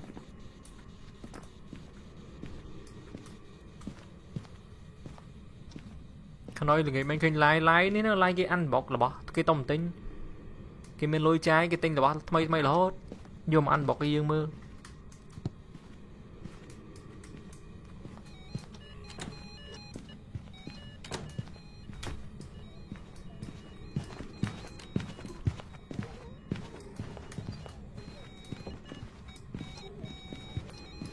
anh đưa lên đây với cáp rồi nhưng gì mấy nó không nói được phim thôi nói scam ok nó hồ cái lưới ban lôi bị nạ mơ là hốt đây hồ cái lưới ban lôi bị nạ mơ là hốt đây cái bậc cái món là khang đấy à khang rô lôi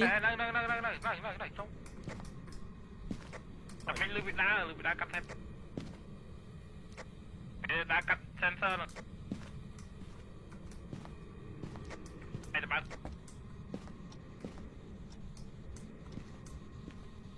dạ thì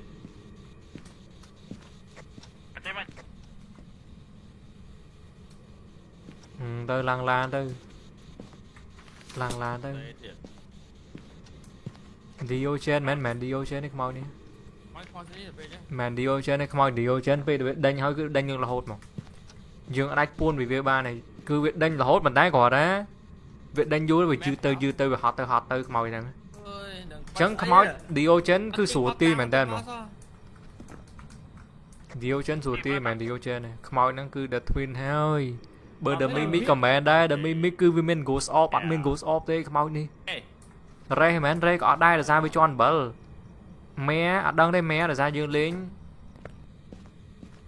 định mẹ đây là ra cái máu đi slow đây dương lính bật lương mẹ đấy mẹ cứ cái này là ngất cứ bên lon sờn đây vẽ đi cứ vẽ sơ lon thế tổng bán lon ăn pi đó này chẳng nước sáu cứ ai fan thòm làm gì mẹ cái máu này bơ mình chẳng được twin phía rồi chở này ra không ở đâu mà cái lại không máu đa tập phía bên nắng hạt men spirit đã chứ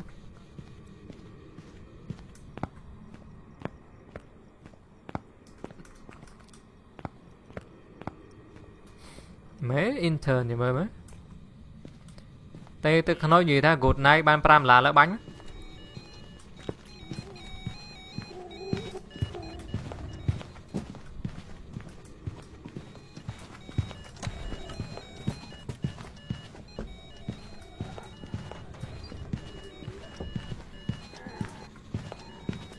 bốn là kéo theo ở đấy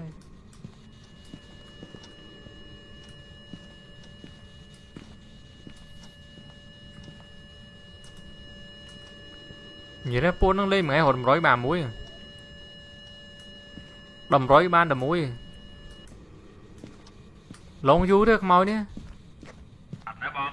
mau đi lon du đấy បាត់ចេញមកមកស្អីនេះមកគាត់តាមនេះបានសោះ trời can cru tay kia mình ghost writing vào đã biết rồi trời vô tiền mà ói tia ចប់ឡុកចប់ vô tiền mà ói tia đây បានស្វៀត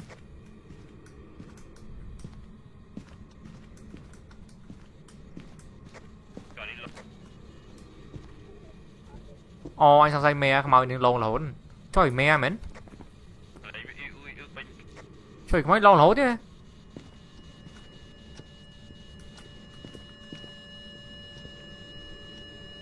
trời gì đó không nói cái lại lừng hết lâu là hốt rồi mẹn vô cái không nói như mẹn vô cái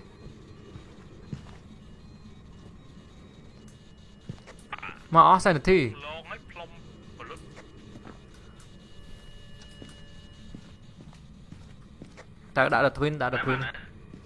đã được twin từ thằng mẹ đá lươn nó chụp dần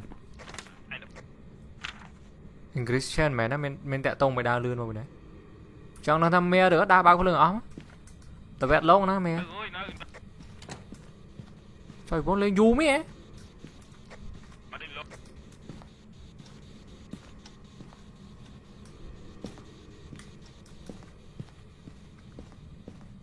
បើពេលទាញមែន nhung gì mà nhưng mà đang ti mon rối ti vậy chứ hạt máu như những thờ mơ sanity ấy dương lên លេងវាអូឡងទៀត dương lên nay mẹ mơ sanity cá là mon rối nữa ពេលណាណា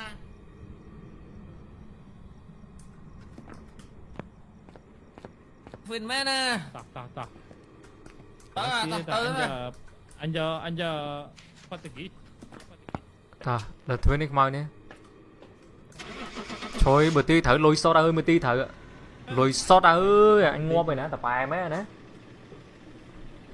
bơm trôi mà chào ơn mà à mon rồi ô anh There's some jobs ready for you. ô ឯងបានចេញ100 mon rồi ô anh man mắn rồi cóp rồi đi vào ba mà rồi bắt chưa lôi men នេះវាអត់ save freezing ក៏អត់ free ទៀតហើយមកតែផតតា à, gọi bát mê muối hổ phao ra khơi nha អឺ à, ôi sao mà nhau level thấy ý insane đấy rồi tí thử đi đi thử rồi Đánh sen mất rồi, đánh sen mất rồi. rồi rồi rồi Cái rồi mình lên, cái mình lên đi tế cái lên phọt tăng là mũi nạch mẹ đại đó. À, tăng là mua vậy tăng từ mùi kìa, lấy lính thòm đá mà ra đi tới mà ghép lên. Lên vô mà chinh mùi mới lên chạy thôi nhá. lấy xin nhau ấy ta Lên chinh mùi mới, Tà, Để chơi bớt à. tà lên cái bánh ngọt để tà. nó evident mà đăng thật mau Phi. Cảm ơn tết ý ở đây à thấy temperature vì á mãn mà đăng thật không ai nhầm lọc nè năng dương mơ cái lại na chạy chân kia nắng. Còn đậm. Chạy chân kia cái lại chạy chân kia mong. Ta ghém nó ghém trong rồi. Lên mà ghém bật lại. Mai lên ghém là clear là cô phu này, bơm rồi mà. Đập buôn. bơm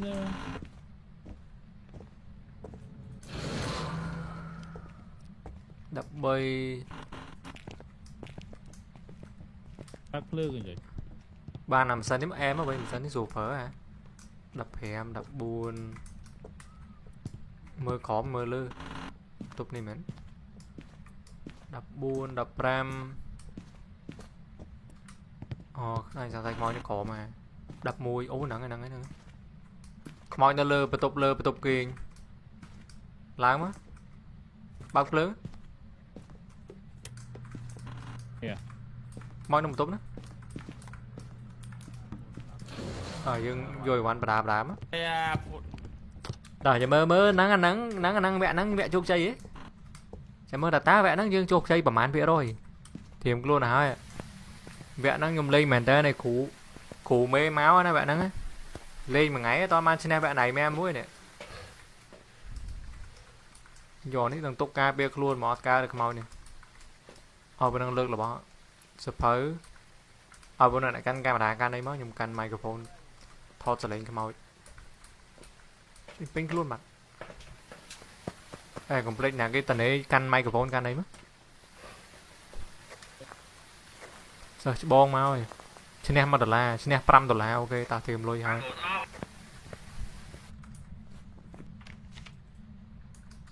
Ok, goes off.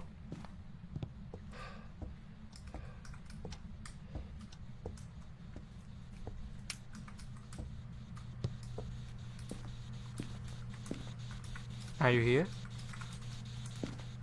Are you here? Can you talk? Where are you? Hello, my friend. I'm under the water. Can you talk to me? Do you want to come with me?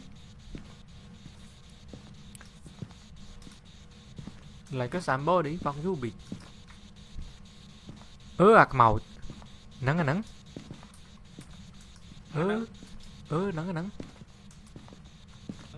Chả mở đàn chương với phong. Come here, are you gay? Why are you gay? Bởi.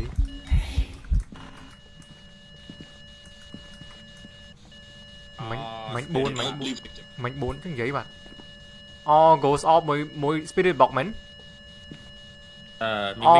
Tay on vô mùi. Mấy bạn đang đợi mình. Cho bờ lục.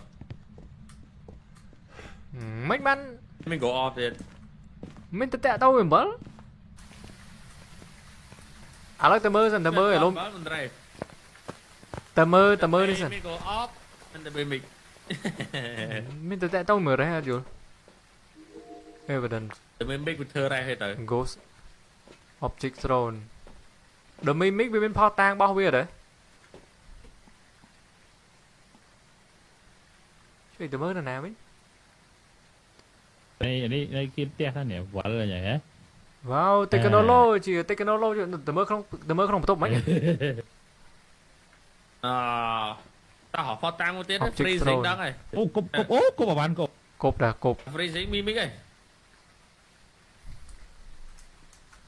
Có cho anh bờ đây chưa? Đừng mấy mình đàn chứ. Bà hay. Đừng mấy mình đàn chương vui, tao mơ đàn chương à. Mày làm mơ rồi. Này cái tao mơ đàn chương vui mà. căn Rồi cho camera bỡ đi chứ. nhung căn camera đã thọt mà vậy ra bờ tha mạch má chạm đấy làm test tiền máu vào đây hồ toàn khơi test tiền trong đang on vô nhung đã thọt vô lối rồi này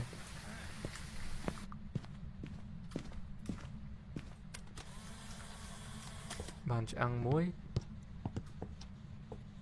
nhung từ mới xây ta nạp phim thì mà An elderly individual. có gì chán nè Bao vậy pe đi vậy. Pe về đi hả? Pe có bạc lơ. gì chán đâu ơi kiểu ở sáng nhau dù hiếu cái như Tiền đó đấy đã tiền đấy. cầm đó nè đã thằng bay mong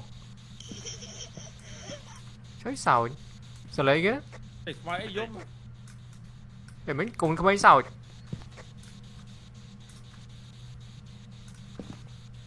trong với đa chọn bảo là trong mưa đàn chương với anh bơ men kiểu lối bên đàn chương khai được mấy cái bên đàn chương Cái pe được bỏ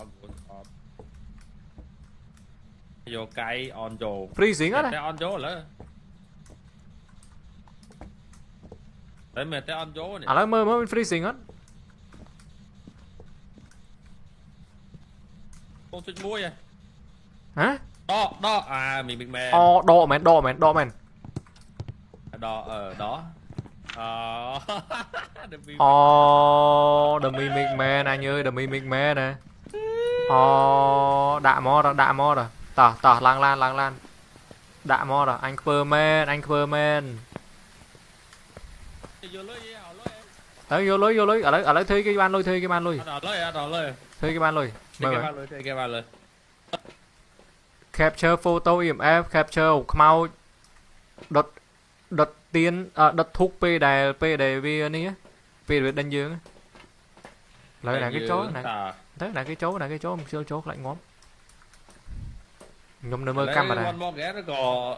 one more game giấy bật lại thôi one more game giấy ở lấy tới hồi lối má nhom nè mơ camera nhom thơ pu sẵn sóc cái lỡ Trời. nhom thơ pu sẵn sóc rồi p ghost event thọt không ai chọp á à p biết đánh cả ba này ở mấy one more game nhom mơ thơ pu sẵn sóc rồi ta thêm luôn là thôi Đây xong camera. này đã thọt vô lùi bên tranh thế dựng đăng cái đầm mi cơ đầm mi Máu. máu sủ ti rồi đầm mi Máu. thọt im payload im thọt má ta cho mơ nè pram là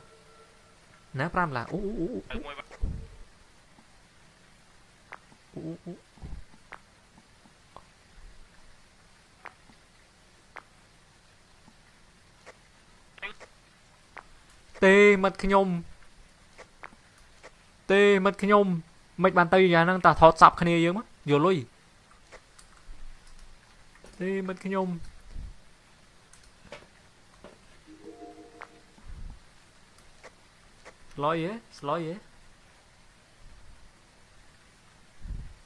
sloi thọt một bom cặp bàn lôi kìa lôi sắt nè ui ngọt lằng sạch wow ok ta lấy chăm châu thọt im em á pe không mau cứ thọt em mà đi má mình thọt rồi đấy thọt rồi đấy Nói các bạn về 4. chăm thọt không mau vậy Im pe không mau lóng thọt thấy đợt thuộc má bàn lôi pi tòng ta Chơi cái bên chơi kìa mày kìa. vô the mimic cái mới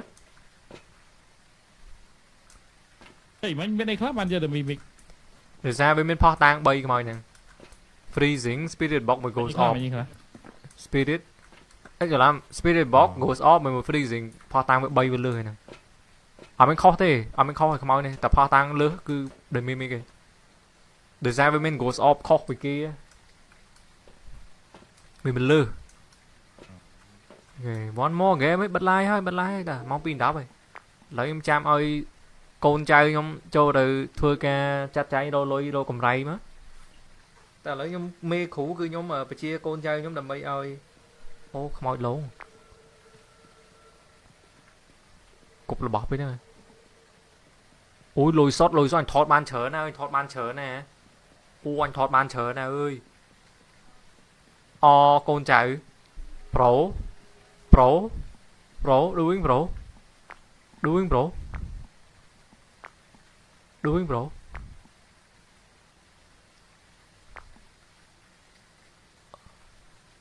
chơi tích ngọt lỗ ngọt nữa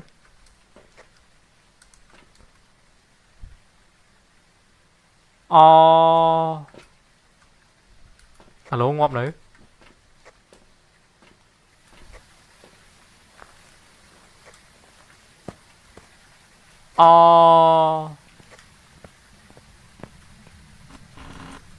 ngọt bà đấy ta lang la đã lấy thích mất thích mất lang lá này mới ban lôi mà đấy chụp rồi ok ban thọt màu bộ camera mơ bộ camera mơ đi ai na tư kia này nè bạ con này nè bạ con này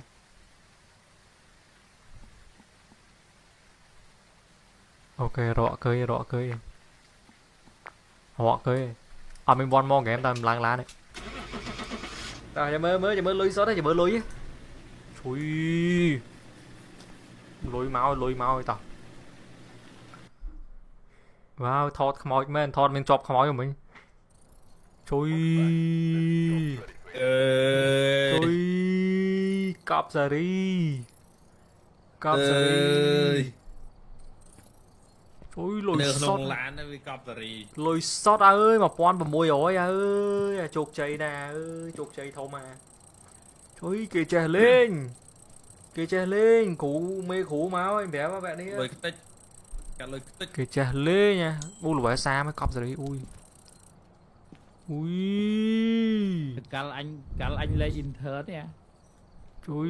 Ai được rong lá này cao trên khéo thì cứ lên thôi. À, bật lái à. Ta, mình bon game, mình bon game tới.